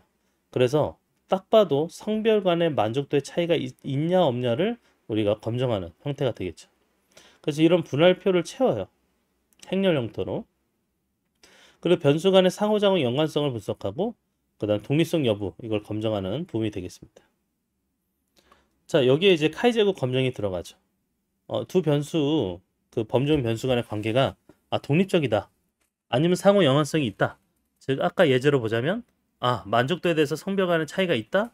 차이가 없다. 상호 연관성이 있다 없다. 이렇게 볼 수가 있습니다. 주로 이제 그 프리퀀시 빈도를 나타내는 데이터에 적합하고요. 그래서 관측된 그 빈도랑 기대 빈도 이거를 이제 observed 그 frequency 그 다음에 expected frequency라고 합니다. 그래서 observed 실제 관측을 통해서 나타난 빈도랑 우리가 기대했던 그 빈도의 차이가 얼마나 되느냐를 통해서 독립성 검증을 하는 겁니다. 검정에는 뭐 적합도 검정, 독립성 검정, 동질성 검정 이렇게 나눌 수 있는데요. 자, 적합도 검정은 지금 현재 단일 그 변수의 분포가 그 특정 이론적 분포에 부합하는지 지금 현재 이게 적합도 검증이 되겠습니다.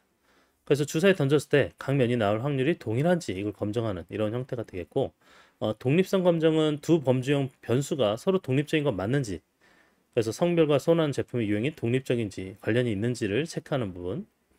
그 다음 동질성 검증은 실제 다른 집단에서 얻었던 두 범주의 변수 분포랑 같은지를 비교합니다. 그래서 여러 집단 간의 비율이 같은지 다른지를 검증할 때 쓸 수가 있겠습니다. 자, 그러면 이제 카이 제곱인데 계산합니다. 카이 제곱 값을.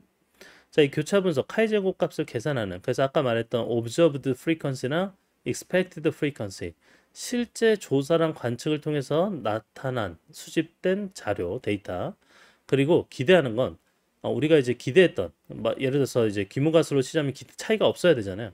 그래서 차이가 없을 때 나타나야 될 그 값을 여기다 넣어 놓습니다. 기대 빈도로. 그래서 카이 제곱은 결국엔 기대 빈도와 실제 수집된 관측 빈도와의 이 차이, 이 두 값의 차이가 되겠습니다. 그래서 차이는 기대 빈도에서 관측 빈도를 뺀 거에 제곱을 취하고 기대 빈도로 나눠준 게 결국엔 차이 정도가 되겠고요. 이 차이 정도를 각각 다 합친 게 바로 카이 제곱입니다. 이 각각의 계산값을 다 합친 게 카이 제곱이에요. 자, 그래서 뭐 사실 설명으로는 잘 들어도 우리가 예제를 통해서 봐야 이해가 빨리 될 텐데요. 자, 이런 겁니다. 지금 만족과 불만족, 만족도에 대한 차이가 성별에는 차이가 없을 것이다, 무관하다라는 거를 우리가 이야기를 하고자 한다면 이렇게 되는 거야. 기대하는 건 남성과 여성이 만족, 불만족이 전체 대비 일정해야 돼. 똑같아야 되는 거야. 만족이 250명이면 남자도 여자도 딱 반반에 해당하는 125명씩, 그리고 불만족이 50명이라면 딱 불만족도 25명씩 동일해야지만 이 만족도의 차이가 성별과는 무관하다라고 주장할 수 있죠. 근데 실제 관측은 이렇게 된 거야. 관측은 뭐 이런 식의 수치가 나왔으면 이걸 이제 계산하죠. 그러면은 기대했던 observed frequency 125죠. 남성에 대해서 먼저 할게요. 125에서 남성의 만족 120을 빼고 제곱, 그리고 125로 나눠주고요. 그 다음에 불만족인 25에서 30을 뺀 제곱 20으로 나눠주고, 그 다음 지금 기대했던 여성의 만족 125, 그 다음 관측됐던 130을 뺀 제곱 120으로 나눠주고, 나머지 25에서 20 뺀 거에 제곱치해서 20으로 나눠준 거, 이거를 다 더하면 카이 제곱이었잖아요. 카이 제곱 값이 1.6입니다. 1.6. 그래서 이 1.6 결국엔 종합적 차이의 카이 제곱 값이 1.6이 됐어요. 그래서 이 1.6을 어떻게 우리가 계산하냐, 해석을 해야 되죠. 근데 이 카이 제곱 값만 가지고는 할 수 없고 이거에 대해서 유의 확률 P 값을 도출을 해야 됩니다. 그래서 유의성 검증을 하기 위해서는 자유도를 고려한 이런 카이 제곱 분포 값에서 분포표에서 우리가 값을 가져옵니다. 자유도가 n-1 곱하기 n-1인데 사실 둘 다 뭐 성별 2, 그 다음에 만족 불만족 2잖아요. n 값도 2, m 값도 2. 그럼 자유도는 1이 나옵니다. 2-1, 2-1이니까 1이 나와요. 그러면 자유도가 1인데 우리가 유의 수준을 5%로 가져간다 치면 5%라는 유의성 내 자유도가 1인 거 3.84예요. 그럼 3.84보다 1.6 값이 작죠? 1.6값, 카이 제곱값 1.6이 3.84보다 작잖아요. 그러면 우리가 유의 수준 5% 내에서 결론적으로 성별에 따라서 만족도의 차이는 유의하지 않은 차이다. 즉 뭐야? 성별에 따라서 만족도의 차이가 있지 않다. 그 성별에 대한 차이가 없다라고 볼 수 있겠다는 거죠. 그게 바로 이제 우리가 교차 분석에 대한 결과가 되겠습니다. 자, 그리고 이제 다차원 척도법이라는 기법이 있습니다. 다차원 척도법. 자, 다차원 척도법은 여러 개체 간의 유사성 또는 거리를 기반으로 이런 시각적 표현을 생성하고, 그리고 복잡한 관계를 좀 간단하게 파악할 수 있게 만든 그런 다변형 통계 기법이 되겠습니다. 그래서 각 객체 간의 거리는 보존하면서 이 저차원 공간, 주로 이제 3차원, 2차원으로 하는데요. 우리 시각적으로 우리가 눈으로 해석할 수 있게 이 저차원 공간의 객체를 배치해서 한번 보는 거예요. 구조적으로. 지금 고차원 데이터 구조를 시각적으로 이해하기에 저차원으로 변환해서 배치한다 라고 보시면 되겠는데, 크게는 계량적 MDS나 비계량적 MDS로 나눠집니다. 그러니까 매트릭, 넌 매트릭이에요. 계량적은 원래 변수의 거리 측정을 그대로 사용해서 저차원 공간에서 그 거리를 최대한 보존하는 형태로 자차원 척도법을 수용하는 거예요. 근데 비계량적은 거리의 이제 순서만을 유지하고 차원을 축소합니다. 그래서 정확한 거리보다 상대적인 어떤 크기의 거리의 상대적 크기를 보존하는 이런 형태의 방법이 되겠습니다. 자, 그래서 다차원 척도법을 하는 그 작동 원리가 어떻게 되냐면 일단 개체들에 대해서 거리를 계산합니다. 거리. 이 거리는 결국 유사성이죠. 그래서 거리 행렬을 형성을 해서 계산하는데 뭐 대표적인 거리 계산이 유클리드 디스턴스, 맨하튼 거리, 코사인 시밀러리티 이런 유사도를 통해 뭐 어떤 매트릭을 통해서 계산할 수 있겠고요. 그 다음에 차원 축소를 거칩니다. 고차원의 데이터를 저차원으로 이제 축소를 해요. 근데 이게 가능하면 개체 간의 거리, 상대적 거리를 유지하는 상태로 축소를 하고요. 그 다음에 이제 스트레스 최소화를 합니다. 스트레스. 자, 여기 스트레스라는 지표가 뭐냐면 결국엔 저차원으로 줄이면서 원래 고차원 데이터가 가지고 있었던 그 데이터에 대한 그 부분을 얼마나 잘 보존하면서 가져가는지, 그러니까 잘 보존됐는지를 측정하는 지표예요. 그래서 축소에 되니까 작아졌는데 원래 공간의 거리를 저차원에서도 잘 보존한다고 있다라는 그런 지표적 결과값이 되겠습니다. 스트레스는 이렇게 계산해요. 그래서 고차원에서의 실제 거리나 저차원으로 바뀌었을 때의 거리, 이거에 대한 차이입니다. 그 차이, 그걸 제곱하고 이걸 나눠주죠. 그 다음에 i가 j보다 작다. 이건 이제 i, j, 이 모든 가능한 데이터 쌍에 대한 표현이고요. 그래서 이거에 대해서 모든 개체들 간의 고차원에서 저차원으로 바뀐 거리를 다 계산하고 그 계산된 거에 대해서 제곱 취하고 나눠주고 루트 씌우면 스트레스 값이 나옵니다. 보정을 한 거죠. 그리고 결과적으로 이제 저차원 표현, 시각화를 통해서 분석이 되고 뭐 데이터의 패넌, 그룹화, 이상치 등을 이제 쉽게 식별하는 게 가능해집니다. 자, 척도법 예시예요. 지금 현재 30개의 국가에 대해서 뭐 예를 들어 뭐 국가가 가지고 있는 뭐 인구, GDP, 면적, 교육 지수, 뭐 기술 지수 이런 걸 있다고 치고 이걸 이제 2차원으로 시각화를 한 결과입니다. 그래서 사실은 피처가 여러 개니까 고차원인데 이거를 2차원의 형태로 30개의 국가를 다차원 척도법으로 나타낸 거예요. 그럼 각 국가가 위치한 게 어디가 이렇게 가까이 위치했는지, 어디가 이렇게 거리가 있는지, 그래서 유사한 건 유사한 것끼리, 거리가 있는 건 거리가 있는 것끼리 이렇게 시각적으로 우리가 한눈에 파악할 수 있는 이런 방법이 바로 다차원 척도법입니다. 자, 그리고 이제 다변형 분석인데요. 멀티베리에이트 애널시스예요. 다변형. 자, 다변형은 이제 여러 종속 변수를 동시에 분석해요. 그리고 변수 간의 관계를 파악하고 패런을 식별하는 방식입니다. 그러니까 두 개 이상의 결과를 동시에 고려를 하는 거예요. 그래서 사실은 단변형보다는 훨씬 더 복잡한 데이터의 복잡성을 좀 더 효과적으로 처리할 수 있어야겠죠. 그리고 변수 간의 상호작용, 연관성을 파악하는데 이제 다변형 분석을 많이 쓰는데 대표적인 게 이제 주성분 분석, 요인 분석, 판별 분석, 정준 상관 분석, 대응 분석 등이 있습니다. 그래서 주성분 분석은 PCA, 이것도 마찬가지로 저차원 축소하면서 정보 손실을 최소화하는 그리고 주요 패런을 수출하는 방법이 되겠고요.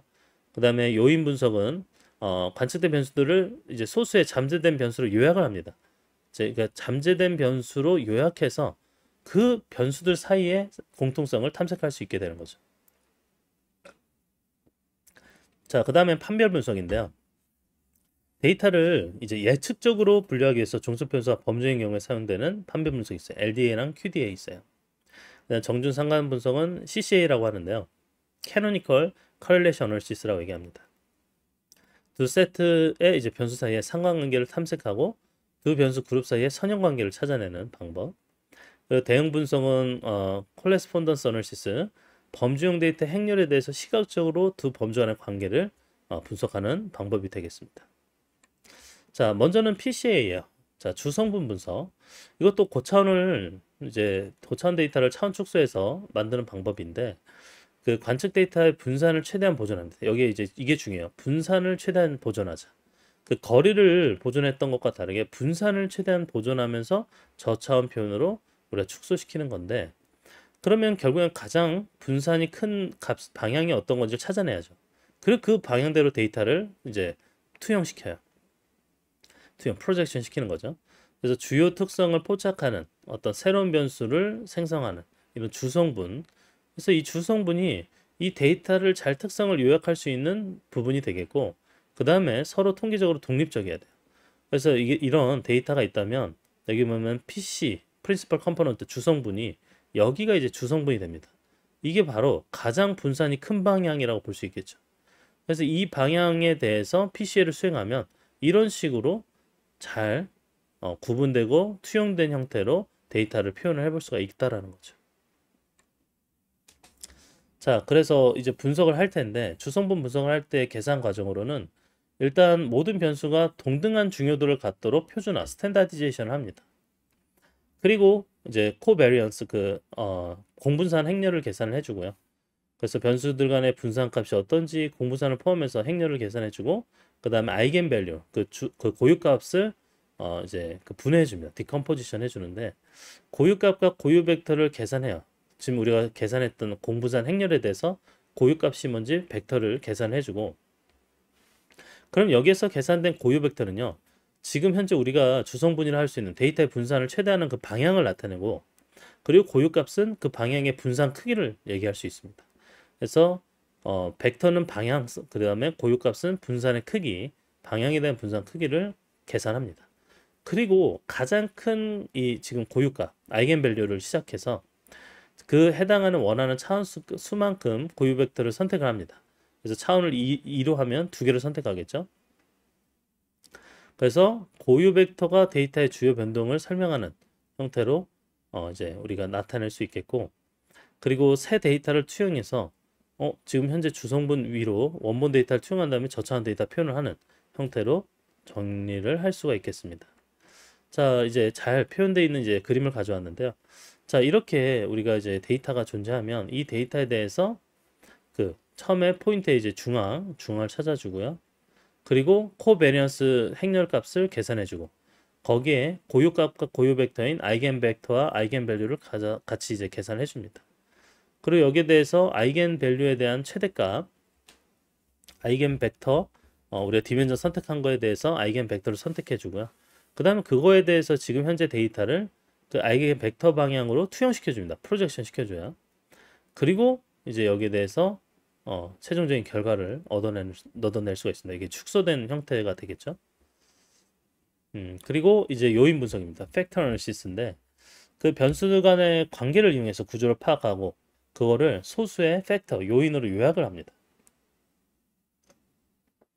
그래서 변수들 사이에 숨겨져 있는 어떤 구조 그리고 데이터의 차원을 좀 줄이자라는 형태로 많이 사용을 하는데요. 여기 핵심적인 가정이 지금 관측된 변수들이 하나 이상의 그런 공통 요인에 의해 영향을 받는다는 걸 가정으로 합니다. 그래서 하나 이상의 공통 요인 이게 뭐냐? 그래서 변수가 하나 이상의 공통 요인이 있고 고유 요인의 조합으로 설명이 돼야 되는 부분이 되겠습니다. 공통 요인은 변수들 간의 상관관계를 설명하고 고유 요인은 해당 변수에만 영향을 주는 요인이 되겠습니다. 그래서 뭐 여러 가지 응용을 하죠. 이것도 차원 축소할 수 있고 구조를 뭐 좀 이해하는 데 쓸 수도 있고 뭐 아니면 신뢰성 분석에도 사용할 수가 있는데 자, 크게는 이렇게 탐색적 요인 분석과 확인적 요인 분석으로 나눠지는데 탐색적 요인 분석은 한번 해보는 거예요. 아니 지금 현재 우리가 가지는 이 변수들이 이 변수들의 숨겨진 관계를 이용해서 이 구조적으로 공통 요인, 즉 이 공통 요인이 있냐 없냐, 건강과 풍채와 체력이라는 공통 요인이 있냐 없냐를 다 탐색을 해보는 거야.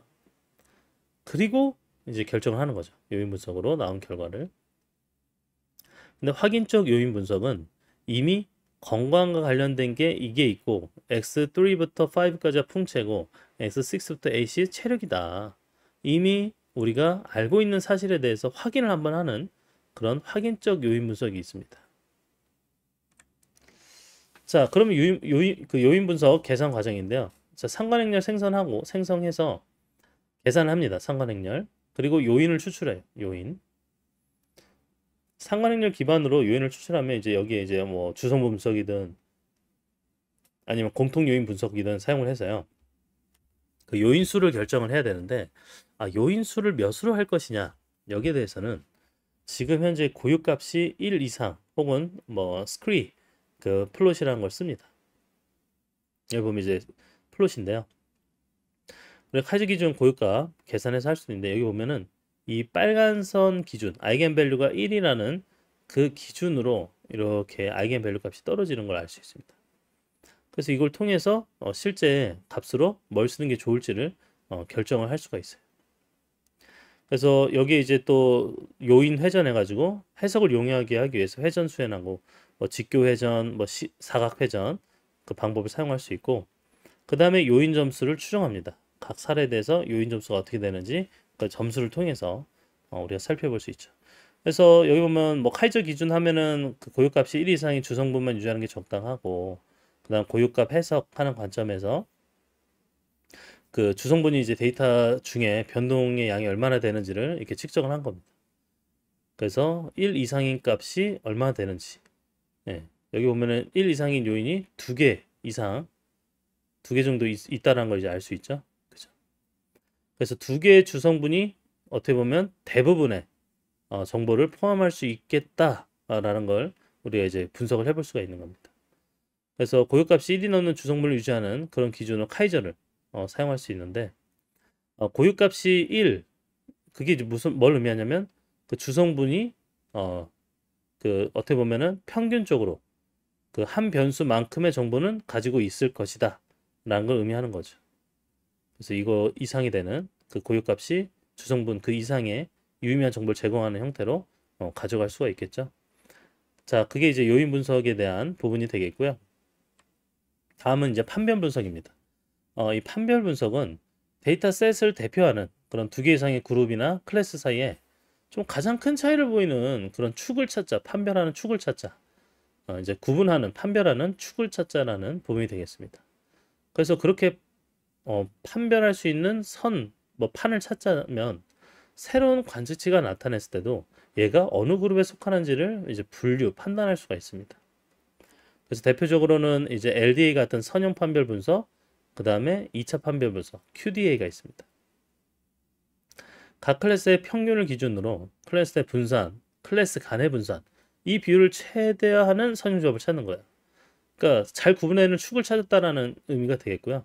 그 다음에 2차 판별 분석은 고유한 공분산 행렬을 가정하고 그래서 LDA랑 비교했을 때 더 유연하고 그 다음에 클래스 안의 공분산 구조가 상이할 때 사용할 수가 있습니다. 그래서 복잡한 경계를 모델링할 수 있고 비선형 패턴을 찾는 게 이제 큰 차이죠. 선형이냐 비선형이냐 뭐 이렇게 구분할 수도 있습니다. 자, 물론 이제 그 가정이 다 이제 만족한 상태로 동작을 해야 되는데요. 자, LDA랑 QDA에 대한 어떤 사례입니다. 왼쪽이 LDA예요. 오른쪽이 QDA. 물론 여기 보면 이제 그 빨간색이 아닌 파란색도 이렇게 들어가 있고 파란색에는 빨간색도 들어가 있지만 지금 현재 이 모델은 클래스 간의 분산은 최대화하고 2개 분산은 최대화하고 그 다음에 클래스 내에서는 분산을 최소화하는 방법으로 이렇게 구분할 수 있는 선을 하나 찾게 됐죠. 근데 이제 LDA는 선으로 그렇게 구분하니까 QDA는 오른쪽처럼 이렇게 비선형성을 가지는 경계선이 생성이 됩니다. 그래서 왜냐면 각 클래스에 대한 그 다른 공분산 구조를 가정하기 때문에 좀 더 유연하게 데이터의 경계를 학습을 할 수가 있게 되는 거죠. 그래서 LDA는 좀 비교적 간단하고 계산도 빠르니까 그리고 좀 공분산 구조가 유사하고 데이터 분리가 이제 선형으로 좀 적합한 경우에 LDA를 돌리면 되겠고요. 뭐 QDA는 각 클래스가 서로 다른 공분산 구조를 가져갈 때 그래서 비선형성 패턴을 잘 캡처하는 그런 부분으로 사용할 수가 있겠습니다. 자, 그 다음에는 정준 상관 분석인데요. 이제 Canonical Correlation, 줄여서 이제 CCA라고 합니다.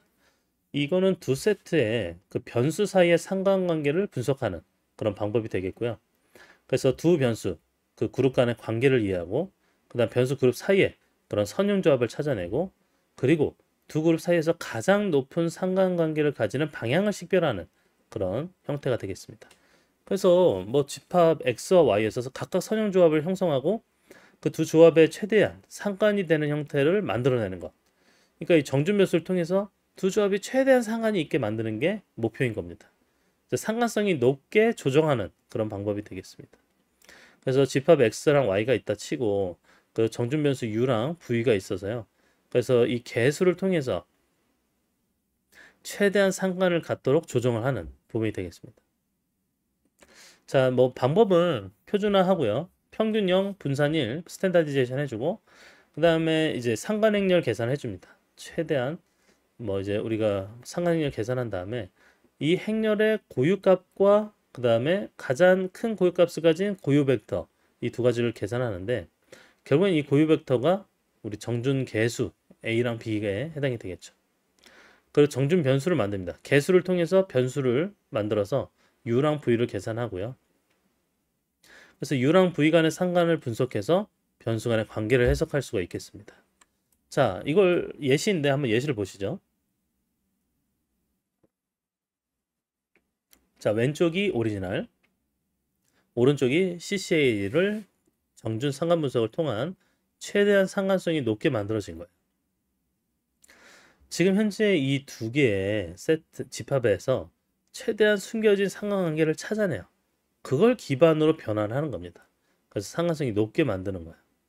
그래서 이렇게 만들면 두 지금 세트 집합 간에 상호작용을 뭐 분석하고 해석할 때 도움이 되는 그런 방법이 되겠습니다. 자, 다음에 이제 대응 분석인데요. correspondence analysis인데 CA 두 개 이상의 범주형 변수 간의 관계를 시각하고 해석하는데 그래서 범주 간의 유사성 차이를 이해할 때 이제 잘 씁니다. 그래서 뭐 교차표의 데이터에 적용되고 그 각각의 범주에 대한 관측 빈도수 이걸 계산하는데 교차표가 경우에 행과 열을 프로파일로 저차하는 유클리드 공간에 표현하는 거야. 그러니까 이 교차표 데이터를 공간으로서 유클리드 공간으로서 표현하고 그걸로 상대적인 관계 시각화로 사용을 할 수가 있는 겁니다. 자, 계산으로 이렇게 할 수 있어요. 그래서 뭐 데이터 표준화 당연히 해야 되고 상대 빈도수 계산하고 그러니까 총 빈도수 각 셀의 빈도수를 총 빈도수 나누면 상대 빈도수가 나오죠. 그리고 기대 빈도수를 계산해서 카이제곱 만듭니다. 기대와 관측과의 차이 그걸로 카이제곱 통계량 계산하고 행렬 만들고요. 그 다음에 뭐 여기에 뭐 PCL 할 수도 있지만 SVD Singular Value Decomposition 특이값 분을 하면 카이제곱 행렬에 대해서 특이값 분을 해서 데이터를 이제 주성분으로 변환을 합니다. 그래서 계산된 주성분으로 저차한 공간에 매핑을 하는 게 대응 분석 계산이에요.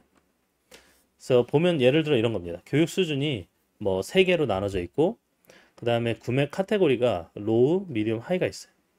그래서 교육 수준에 따라서 구매에 대한 패턴, 구매에 대한 차이, 관계가 어떨 것이다라는 걸 이해하기 위해서 우리가 대응 분석 같은 걸 수행할 수 있어요. 그래서 SVD를 통해서 데이터를 축소해서 2차 공간의 평면에 나타내면 각 점이 교육 수준이죠. 그리고 이 위치가 결국엔 구매 카테고리에 따른 차이입니다. 그걸 통해서 계산된 그런 고유 벡터 주성분이에요. 그래서 이걸 통해서 지금 차이가 이렇게 나는구나. 교육 수준에 따라서 우리가 구매 어떤 패턴이 구매 내용이 달라질 수 있겠구나 라는 걸 유의미하다라는 걸 눈으로 확인할 수가 있겠죠. 자, 다음에는 그 시계열 분석입니다. 시계열 분석. 자, 시계열은요 일정 시간 간격으로 정렬된 데이터 포인트들의 순차적인 집합이다 라고 얘기할 수가 있어요. 그래서 시간 기준으로 우리가 이제 정의된 그런 이제 데이터의 집합이죠. 근데 시계열 데이터가 연속적인 시간에 따라 수집되고요. 그 다음에 각 데이터들은 특정 시간 인스턴스에 연관이 되고요. 그리고 시간의 흐름에 따른 변화를 관찰 분석하기 위해서 사용되는 게 시계열 데이터입니다. 그 시계열 데이터를 할 때 이제 주로 가장 많이 쓰는 게 그 수요 예측이에요. Demand Forecasting. 수요 예측을 목적으로 합니다. 그래서 수요 예측이 국가나 기업이 과거의 자료를 기반으로 해서 그 미래 일정 기간 동안에 그 관련 소비자들에게 수요량, 수요 규모가 이만할 것이다 라는 걸 이제 추측할 수 있죠. 뭐 되게 국가에서도 공항, 철도, 고속도로 이런 공공재 이용자들의 수요 예측해서 적절히 대처하는 게 중요하죠. 아니 도시 건설을 할 때도 도시 계획을 할 때도 이런 어떤 수요 예측을 거쳐서 하는 게 좋잖아요. 그다음 경기 지수, 거시적 경제 지표 이런 걸 예측하거나 신제품 출시에 대한 수요 예측, 기업의 생산 출하량 관리 이런 것들이 다 이 어떤 시계열 분석의 수요 예측에 해당이 됩니다. 자, 시계열 분석을 가져갈 때 우리가 시계열 분석이 가지는 특징이 있어요. 특징. 시계열 분석은 시간 의존성을 가집니다. 당연하죠. 이전 값들이 이후의 값들에 영향을 미칠 수 있는 시간 의존성을 가집니다. 그래서 데이터 포인트 간의 시간적인 연속성을 가지고 있다는 걸 의미하기도 하죠. 그 다음에 이제 4개로 또 구분을 하는데요. 시계열 분석을 할 때 주요 요소가 시즌, 추세, 주기, 불규칙입니다. 그래서 사실 이거는 시계열을 이제 분해해서도 분해하면 이렇게 4개로 또 분해가 되기도 합니다. 그래서 가장 핵심적인 요소이면서 분해를 해서도 이제 이렇게 4가지로 분해해서 가져갈 수 있는데, 자, 시즈널리티는 그 어떤 계절성, 즉 우리가 특정 시간 동안 반복적으로 나타내는 패턴, 그래서 연간 패턴, 월간 패턴, 주간 패턴, 일간 패턴, 이런 것들이 시즌성입니다. 그래서 이런 패턴이 결국엔 예측의 정확도를 높이는 이런 중요한 요소죠. 왜냐? 아니, 어떤 시즌에 대해서 달라지는 데이터 패턴이 있잖아요. 그래서 단기적인 뭐 변동 요인, 뭐 요일, 월, 사계절, 분기, 뭐 이런 일정한 기간에 따라서 달라지는 이런 것들이 다 이제 시즈널리티에 해당이 되고요. 그 다음은 이제 추세인데요. 사실 시즈널리티는 단기 변동 요인에 해당이 됩니다. 단기적인 변동 요인. 근데 추세는요, 장기적인 변동 요인에 해당이 돼요. 그래서 시간에 따라서 나타나는 장기적인 상승이다, 아니면 장기적인 하락이다라는 이런 추세를 알고자 할 때, 그래서 데이터의 방향성을 나타내는 아주 중요한 또 요소입니다. 그래서 이게 시간에 따라서 증가하거나 감소할 수 있는 이런 건데, 뭐 예를 들어 어떤 경제적, 뭐 자연적 이유로 뭐 어떤 나아갈 방향성, 뭐 기술, 인구, 변화, 뭐 이거에 따라서 뭐 상승할 것이다, 장기적으로 상승할 것이다, 하락할 것이다, 이런 정보가 다 이제 추세에 해당이 됩니다. 자, 다음은 주기성인데요. 주기성은 뭐 시즌과 추세의 한 중간쯤 중장기적인 변동 요인을 체크할 때 이제 주기성으로 가져가는데, 뭐 경제적 혹은 여러 가지 현상의 장기적인 순환 변동을 나타내고요. 이거는 뭐 시즌성과 다르게 고정된 주기성을 보이는 건 아니지만 비정기적인 패턴, 뭐 경제적 사이클, 뭐 자연적인 알려지지 않은 이런 주기, 이게 이제 다 여기 주기성에 들어갑니다. 자, 그리고 이제 나머지는 불규칙성이에요. 뭐 시즈널리티 트렌드, 뭐 아니면 이 주기성과 같은 그 사이클컬리티, 이걸로 판단되지 않는, 이걸로 설명이 되기 어려운, 그런 예측하기 어려운 변동성 이상치, 이거를 이제 불규칙성에 다 묶어냅니다. 어떤 규칙이나 뭐 예측 불가능한 변동이에요. 설명할 수가 없어요. 설명할 수 없는 어떤 외부 요인이나 무작위성 변동에 따라서 나타나는 겁니다. 그래서 이게 또 이제 불규칙성으로 가져갈 수 있습니다. 자, 그 다음에 타임 시리즈 데이터는요, 스테이셔널리, 정상성과 넌 스테이셔널리, 비정상성이 이제 중요한데, 이제 스테이셔널리, 통계적으로 이 특성이 시간에 따라 일정하다라는 이 특징. 왜냐면 뭐 시계열 데이터가요, 평균, 분산, 공분산 등이 시간의 변화와 무관하게 일정해야 되는데, 뭐 일정한 게 그렇게 사실은 빈번하지는 않습니다. 그 시계열 데이터 중에 이걸 일정하게 가져갈 수 있다라는 데이터가 있고, 일정하지 않은 데이터들이 있어요. 그래서 이 정상성, 스테이셔널리티가 시계열 분석에 굉장히 중요한 요소인데, 그래서 이런 많은 그 시계열 모델링 기법들이 정상성 스테이셔널리티라는 데이터라고 가정하고 거기에 따라서 최적의 성능을 발휘하는 그런 기법들이 많이 있습니다. 자, 그래서 정상 시계열의 특징이 평균이 일정하다, 그 다음 분산이 일정하다, 공분산이 일정하다입니다. 시간에 따라서 변하지 않는 일정한 평균, 시간에 따라서 변하지 않는 일정한 분산, 그리고 두 시점 간의 공분산이 뭐 그 시점 사이의 간격에만 의존하고 절대적 시간에는 의존하지 않는 이 공분산이 일정하다는 특징이 있습니다. 그 다음 넌 스테이셔널리티는요, 시간에 따라서 그 통계적 특성이 변화하는 거예요. 변화하는 것. 당연히 어떤 추세, 계절성 같은 요소 때문에 발생할 수도 있고, 그리고 이 넌 스테이셔널리티는 그 시계열 데이터 분석에서 굉장히 중요한 그런 과제 중에 하나입니다. 그래서 결국 비정상성 데이터들은 이 데이터를 정상화로 바꾸기 위해서 뭐 차분과 같은 변환 방법들을 이제 필요로 하죠. 그래서 비정상 시계열의 특징은 평균이 변화한다, 시간에 따라서. 분산도 변화한다, 시간에 따라서. 그다음 계절성, 특정 기간 동안 반복되는 패턴, 변동이 있다. 이런 게 이제 비정상 시계열의 특징이 되겠습니다. 자, 그러면 두 개의 어떤 차이인데요. 왼쪽이 원본 데이터입니다. 원본. 오른쪽은 이 원본 데이터에 대해서 이제 정상성으로, 이게 이제 비정상성이죠. 왜냐하면 시간이 지남에 따라서 평균이 선형적으로 증가하잖아요. 즉 점점 증가하는 추이를 보이고 있죠. 추세가. 근데 이거를 차분을 통해서 추세를 제거하는 형태로 일정하게 평균을 똑같이 평균 변화가 일정하게 나올 수 있도록 이렇게 바꾸는데 이걸 차분으로 한 겁니다. 차분이란 게 뭐냐면 지금 현재 값과 이전 값의 차이를 저장한 거예요. 그러니까 이 값의 차이만 저장했기 때문에 우리가 이렇게 스테이셔널리티하게 좀 바꿀 수가 있게 되는 거죠. 변환을 한 거죠. 자, 이거는 왼쪽이 이거는 시간이 지남에 따라서 아까는 평균이었는데 얘는 시간이 지남에 따라서 분산이 증가하는 케이스입니다. 그래서 분산이 증가한다는 건 불규칙성과 변동성도 증가하는 이런 특징을 가진다는 거죠.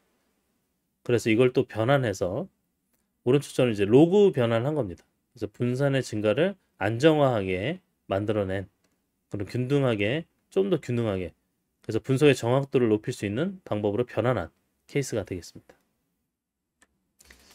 자, 그래서 시계열 분석을 우리가 크게 종류로 나눌 때 이렇게 나눌 수 있는데 우리가 뭐 선형 시계열 분석을 할 때 얘가 단변량이냐 다변량이냐로 이렇게 구분을 먼저 합니다. 자, 단변량에서는 등분산, 이분산에 대해서 분산이 안정적인지에 대한 여부를 따지고 그게 안정적이면 이렇게 아치나 가치 같은 걸 돌릴 수 있는데 안정적이지 않을 경우에는 아리마 같은 모형을 이제 쓸 수 있습니다. 그러니까 이제 안정적이냐, 그러니까 등분산이냐, 이분산이 아니면, 그러니까 분산이 안정적이면 아리마를 돌릴 수 있고요. 분산이 안정적이지 않으면 이렇게 아치랑 가치를 돌릴 수 있습니다.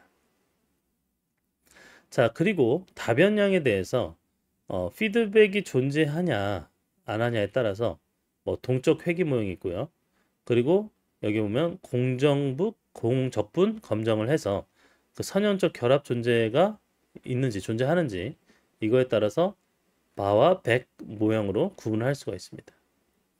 그래서 단변량이나 다변량으로 구분하고 여기 이제 대표적인 아리마를 쓸 거냐 아니면 다변량을 이제 좀 고친 그 동적 회귀 모형을 뭐 수정한 바나 백 같은 모형을 쓸 거냐 이렇게 이제 선택을 할 수가 있겠습니다. 그래서 뭐 간단히 살펴보면 이제 아리마를 우리가 같이 자세하게 살펴볼 거고요. 그리고 그 밖에도 이제 아치 같은 거는 시간의 변동성을 고려해서 모델링 하는 거죠. 왜냐면 등분산, 이분산인 걸 감안해서.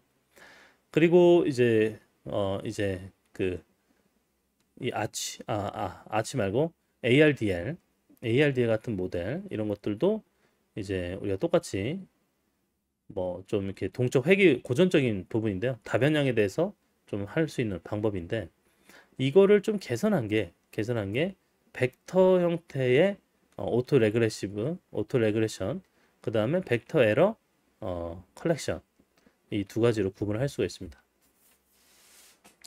이 바 모형 같은 경우에는 그 선형 관계를 이제 좀 동시에 모델링해서 뭐 경제 지표 간의 상호작용 영향 이걸 분석하는데 좀 이제 쓸 수가 있겠고요.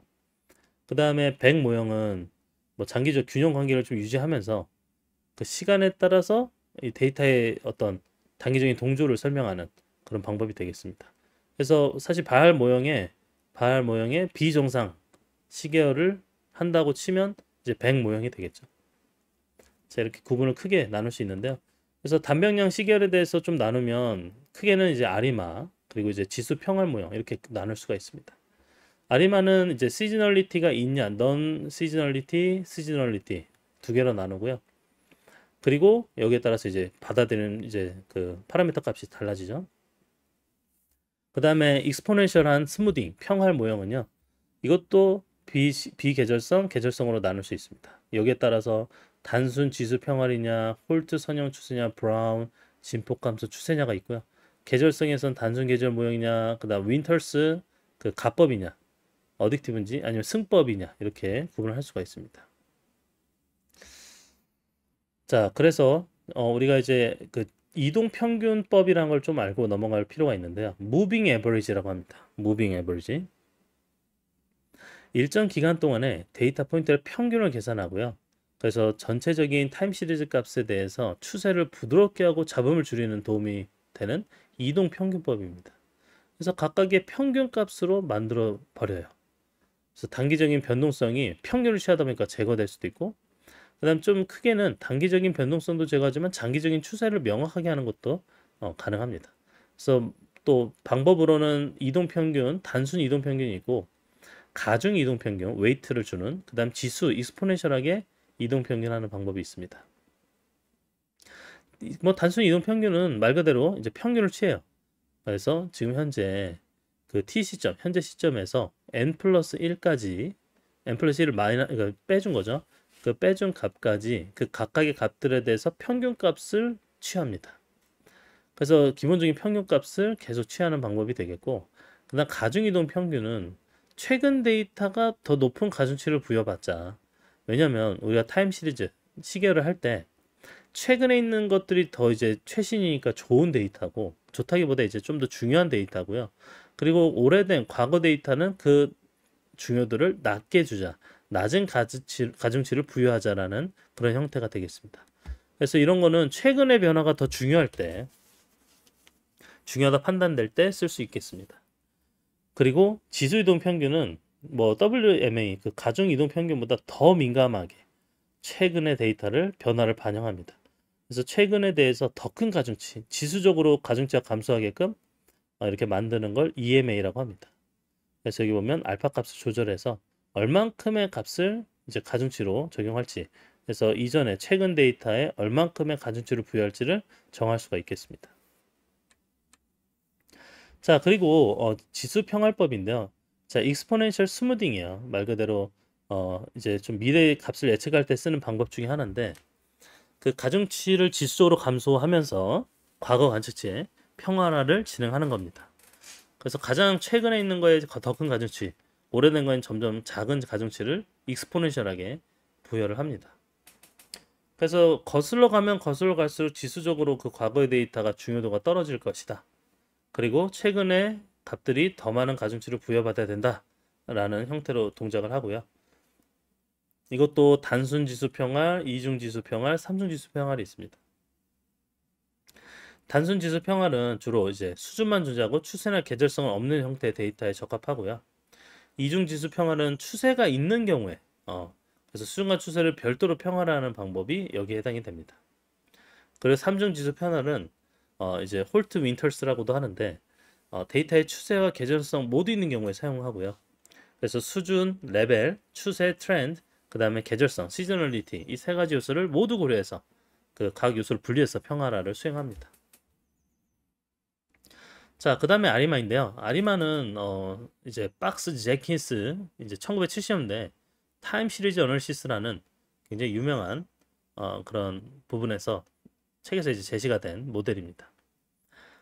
이제 이 아리마는요, 오토 레그레시브와 무빙 에버리지 이 두 개에 대한 인테그레이티드, 즉 결합입니다. 그래서 과거 자료로 인한 어떤 현재와 과거의 자기회귀, 오토 레그레시브, 그 다음에 이동 추세를 반영한 이동 평균, 무빙 에버리지를 통합한 겁니다. 그래서 뭐 자기 상관성을 가지는 비정상성을 가지는 모델링을 하는데 좀 유용하게 쓸 수가 있고요.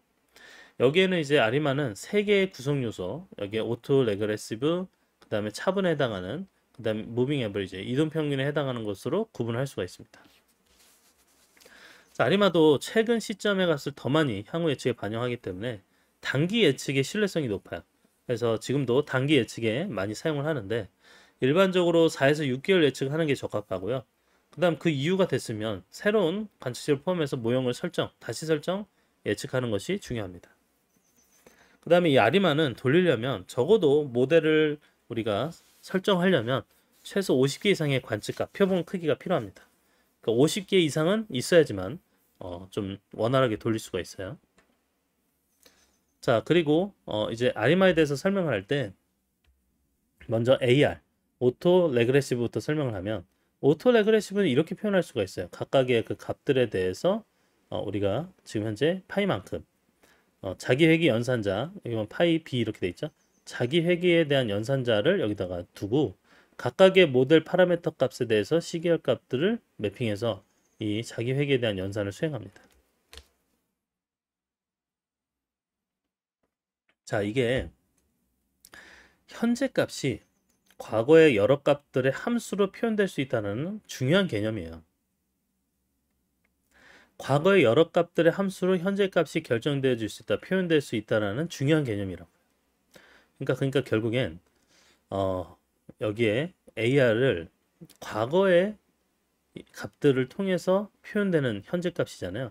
그래서 이거를 얼만큼의 시차, 즉 여기 차수로 이제 P라고 하는데 얼만큼의 개수, 과거 몇 개의 시점까지 고려해서 현재 값을 함수로 표현할 수 있다라는 걸 나타낼 것이냐, P 값을 정해야 됩니다. 자, 그리고 차분입니다. 차분. 그 인테그리티는 다시 말해서 이제 어떤 차분 형태로 표현을 할 수가 있는데 차분은 백시프트 연산자 1에서 백시프트 연산자 빼고 D승하고 XT, 그래서 이 결과가 차분의 시계열로 변환된 결과라고 볼 수가 있겠는데요. 그래서 지금 현재 그 차이를 기록해서 평균 분산 공분산이 시간 따라 변하고 있는 특성을 차분을 통해 가지고 스테이셔너리 정상성 시계열로 변화할 수가 있고, 그리고 여기에 사용되는 차분의 그 어떤 차수가 D입니다. D. 차분도 1차, 2차 이렇게 구분할 수 있어요. 그래서 T 시점에서 T 바로 전인 T-1에 대한 차이를 계산할 거냐, 아니면 T에서 T-2에 해당하는 그 차분을 수행할 거냐, 이거에 따라서 몇 번 차분할 건지 결정이 될 수가 있습니다. 그 다음 무빙 에버리지인데요. 무빙 에버리지도 이렇게 표현할 수가 있습니다. 세이라로. 이것도 이제 마찬가지로 이 B에 대해서 지금 이동 평균 연산자예요, 얘는. 그리고 모델 파라미터가 있고 예측 오차가 있습니다. 지금 이게 시계열이 현재 값이 과거의 어떤 다른 예측 오차들의 함수로 표현될 수 있다는 거죠. 현재 값이 과거의 예측 오차들의 함수로 표현될 수 있다. 그래서 MA 부분의 차수 Q라고 할 수 있습니다. Q가 결국엔 과거 몇 개의 예측 오차를 고려할 건지에 대해서 지정하는 매개 변수예요. 그래서 Q가 어떤 값이 좋은지, P가 어떤 값이 좋은지를 찾아내야 되는 거죠. 그래서 아리마를 전체적인 식으로 나타내면 이렇게 나타낼 수 있습니다. 그래서 지금 보면은 그 위에 차분과 그리고 차분이 아니라 자기회귀와 차분이랑 이동평균에 대한 그 계산값을 이렇게 표현을 할 수가 있습니다.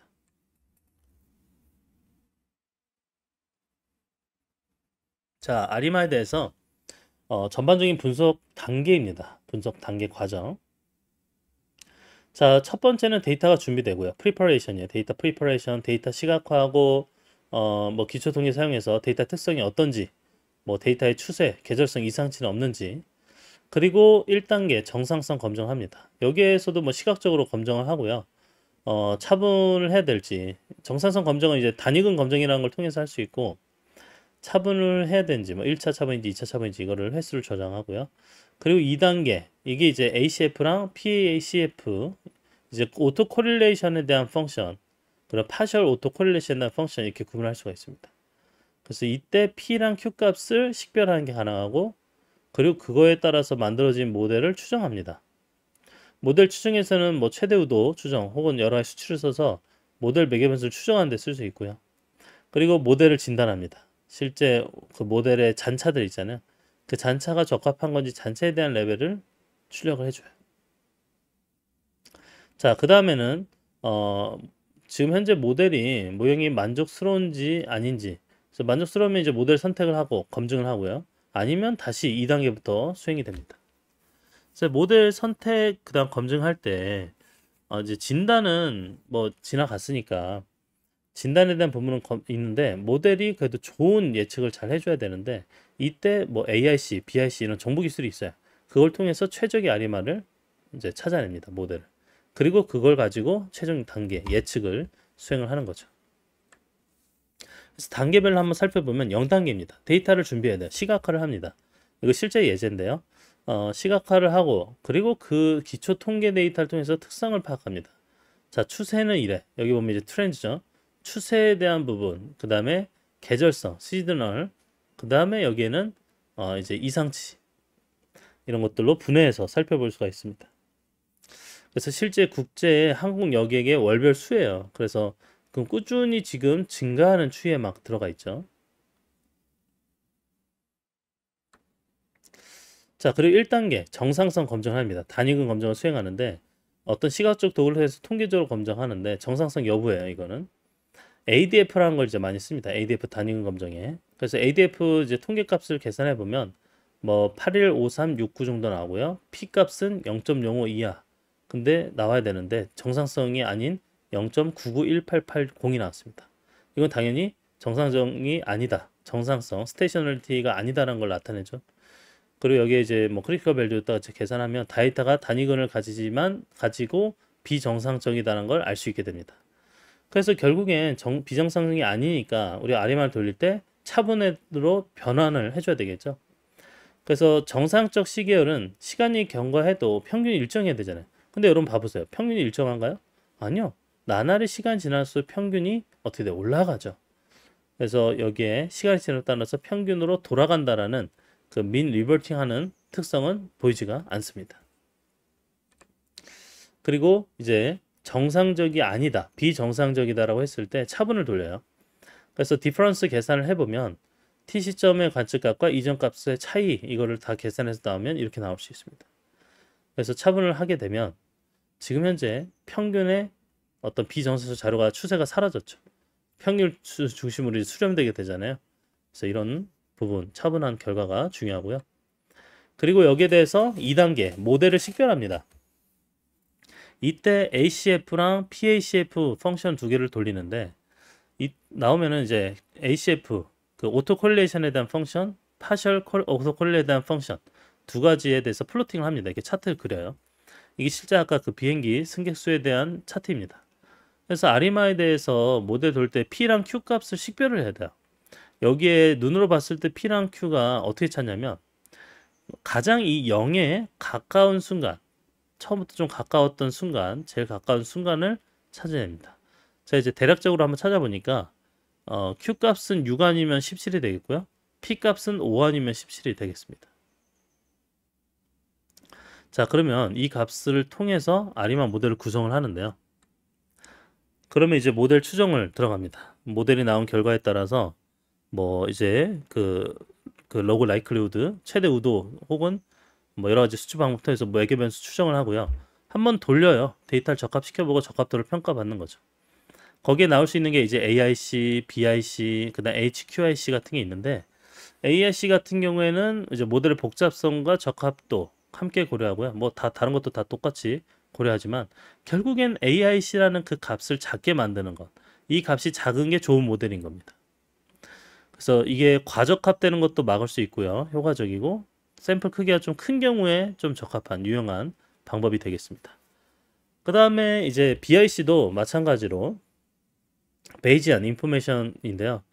이제 크리테리언인데 이거는 그 이제 모델의 복잡성, 적합성 둘 다 고려하는데 AIC보다 좀 더 강하게 모델의 파라미터 수의 페널티를 적용하는 걸 알 수 있습니다. 그래서 지금 현재 모델의 파라미터 수가 얼마나 되냐에 대한 강한 페널티를 받는 거죠. 이것도 마찬가지로 낮은 값일수록 좋고요. 그리고 어느 정도 변수가 많을 때 유용한 방법입니다. 그다음에 HQIC는 하난 퀸에 대한 인포메이션 크리테리언인데요. 이 방법은 물론 마찬가지로 적합도랑 복잡성 동시에 고려하는데 우도와 파라미터 수를 바탕으로 계산을 합니다. 근데 여기에 AIC랑 BIC에 대한 어떤 약간 중간 어떤 균형을 제공하는 그런 형태가 되겠습니다.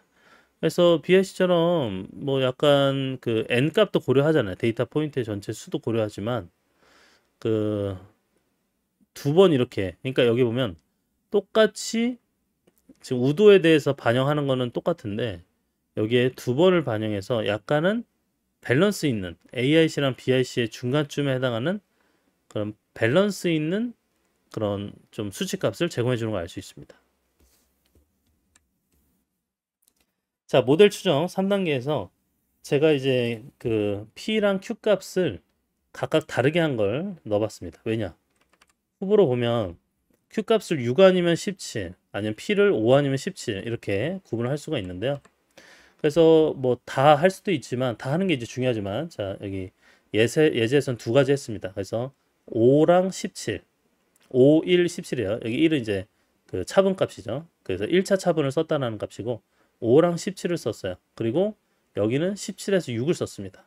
거기에 따라서 지금 실제적인 나온 결과가 그 로그 라이클리후드, 그 다음에 AIC, BIC, HQIC 각각의 값들이 나왔죠. 여기도 마찬가지고요. 그래서 이 두 가지를 비교합니다. 값이 작을수록 좋다고 그랬잖아요. 그래서 작을수록 좋다는 게 AIC랑 BIC랑 HQIC 다 작은 게 이겁니다. 17, 1, 6으로 모델을 만든 게 더 작죠. 그 다음 네 가지 모델 진단합니다. 그래서 진단했을 때 PIQ, 그래서 P값과 Q값에 대해서 지정을 했을 때 모델에 대한 레지듀얼을 이제 출력을 합니다. 레지듀얼이 약간 그냥 화이트 노이즈 같으면 좋은데 그게 이제 되는지 안 되는지 확인을 해야 돼요. 그래서 여기에 정상성도 확인하고요. 등분상성도 검토합니다. 그러니까 레지듀얼도 정상성을 가지는지를 검토하는 거예요. 그렇게 했을 때 약간 이제 좀 증가하는 추이고요. 일정하진 않죠. 자, 그리고 모델의 오토컬레이션과 파셜 오토컬레이션 다 보니까 여기 삐져나왔죠. 이렇게 값이 튀는 부분이 있는데 그에 반해 이제 17일 6 한 거는 좀 삐져나온 거 없이 안정적인 걸 볼 수가 있습니다. 그래서 최종적으로 5단계 보면은 AIC랑 BIC 정보를 기준으로 어떤 모델이 좋은지 우리가 선정을 했고요. 그리고 그 모델에 대해서 제가 한번 그 뒷부분에 예측 결과를 그리도록 했습니다. 그랬더니 5, 1, 17 이제 PDQ 해서 P값 5, Q값 17 그 다음에 그 차분은 1차 차분을 썼을 때 나오는 결과 이게 예측 결과입니다. 주황색이. 그 다음에 오른쪽은 또 이제 주황색이 예측 결과인데 오른쪽이 훨씬 왼쪽보다 좀 더 적합한 형태의 결과를 보여주는 걸 알 수 있죠. 여기는 이제 그 일정 패런을 학습을 잘 못하고 표현도 잘 못했잖아요. 근데 여기는 잘 해낸 걸 알 수 있습니다. 자, 그 다음에는 시계열 데이터 쪽 분석 끝나고 이제 비모수 통계에 대해서 좀 간단하게 정리를 할 텐데요. 자, 원래 보통은 모수적 방법을 쓰잖아요. 근데 모수적 방법이라는 게 이제 어떤 분포 과정, 어떤 여러 가지 가정을 통해서 수행이 되는데 그런 가정이 없이 그 가정을 하지 않는 그런 방법을 비모수 통계 방법이라고 합니다. 그래서 데이터의 분포에 대해서 가정을 하지 않기 때문에 뭐 좀 어떠한 형태도 적용할 수 있는 약간 유연한 그런 방법이 되겠고요. 그래서 특히 좀 뭐 데이터의 샘플이 작거나 분포를 알 수 없거나 일반적인 분포를 따르지 않을 때 쓰는 방법이 비모수 통계입니다. 자, 비모수 방법 이게 뭐냐면 분포를 따른다는 가정이 없고 그 다음에 실제 값 대신에 뭐 순위나 등급을 사용해서 분석하는 것도 그리고 작은 샘플 크기에도 효과적이고 이상치 영향도 덜 받는다는 그런 장점, 특징이 있습니다. 그래서 하나로 그냥 좀 정리해보면 뭐 여러 가지 비모수 통계 종류가 있는데 이걸 좀 잘 정리해보면 이렇게 나눌 수 있습니다. 변수가 하나인 그래서 단일 표본 형태에서 쓸 수 있는 비모수 검정은요. 콜모고로프, 스미르노프 검정이 있습니다. 자, 이거는 하나의 표본이 특정 표본을 분포를 따르는지 검사하는 거야. 표본이 분포를 따르냐 검사하는 거. 그다음 런 테스트, 런 검정은 데이터가 무작위성을 가지냐라는 걸 편가하는 데 쓸 수 있습니다. 그 다음에 이제 변수가 두 개인 경우에는 독립적인 표본, 종속적인 표본을 나누는데 독립적이다 그러면은 위트니, U 테스트 두 독립적인 표본의 중앙값을 비교하는 방법이 있고 그다음 윌콕슨 순위합 검정은요 그 랭크 썸이에요. 순위에 대한 썸. 두 독립적인 표본 간의 위치 매개 변수를 비교합니다. 랭크니까요. 그 다음에 콜모고로프 스미르노프 검정은요. 두 독립 표본이 같은 분포를 따르는지 검사를 하고 그 다음 피셔의 exact test는 두 범주형 변수 간의 독립성을 검사하는 방법입니다. 그리고 종속적인 표본으로는 윌콕슨 부호 순위 검정이 있고요. 이것도 이제 사인드 랭킹 그래서 두 관련 표본 반복 측정 데이터의 차이를 검정하고 그리고 독립적인 표본 3개 있는 변수가 3개 있는 거에 대해서는 그 크루스칼 왈리스의 H 검정이 있고요. 이거는 3개 이상이 되는 독립적인 표본 그룹들에 대해서 그 동일한 분포에서 왔는지 검사하는 겁니다. 그 다음에 모지르포스 이거는 여러 표본 그룹의 중앙값이 같은지를 그러니까 메디안 테스트 중앙값이 같은지를 보는 방법. 그다음 프리드먼은 반복 측정 데이터에 대해서 랭크 기반으로 그 아노바 대안으로 쓸 수 있는 그런 방식이 되겠습니다. 자, 이렇게 해서 우리가 통계 기반의 여러 가지 분석 기법들 뭐 사실은 범주형이냐 연속형이냐를 구분해서 그 종속 변수와 설명 그 변수에 대해 차이로 여러 가지 그 기법들이 나눠지는데요. 그래서 그 기법들의 우리가 대표적인 거라고 할 수 있는 각각의 통계 기반의 분석 기법들을 하나하나씩 함께 살펴봤습니다.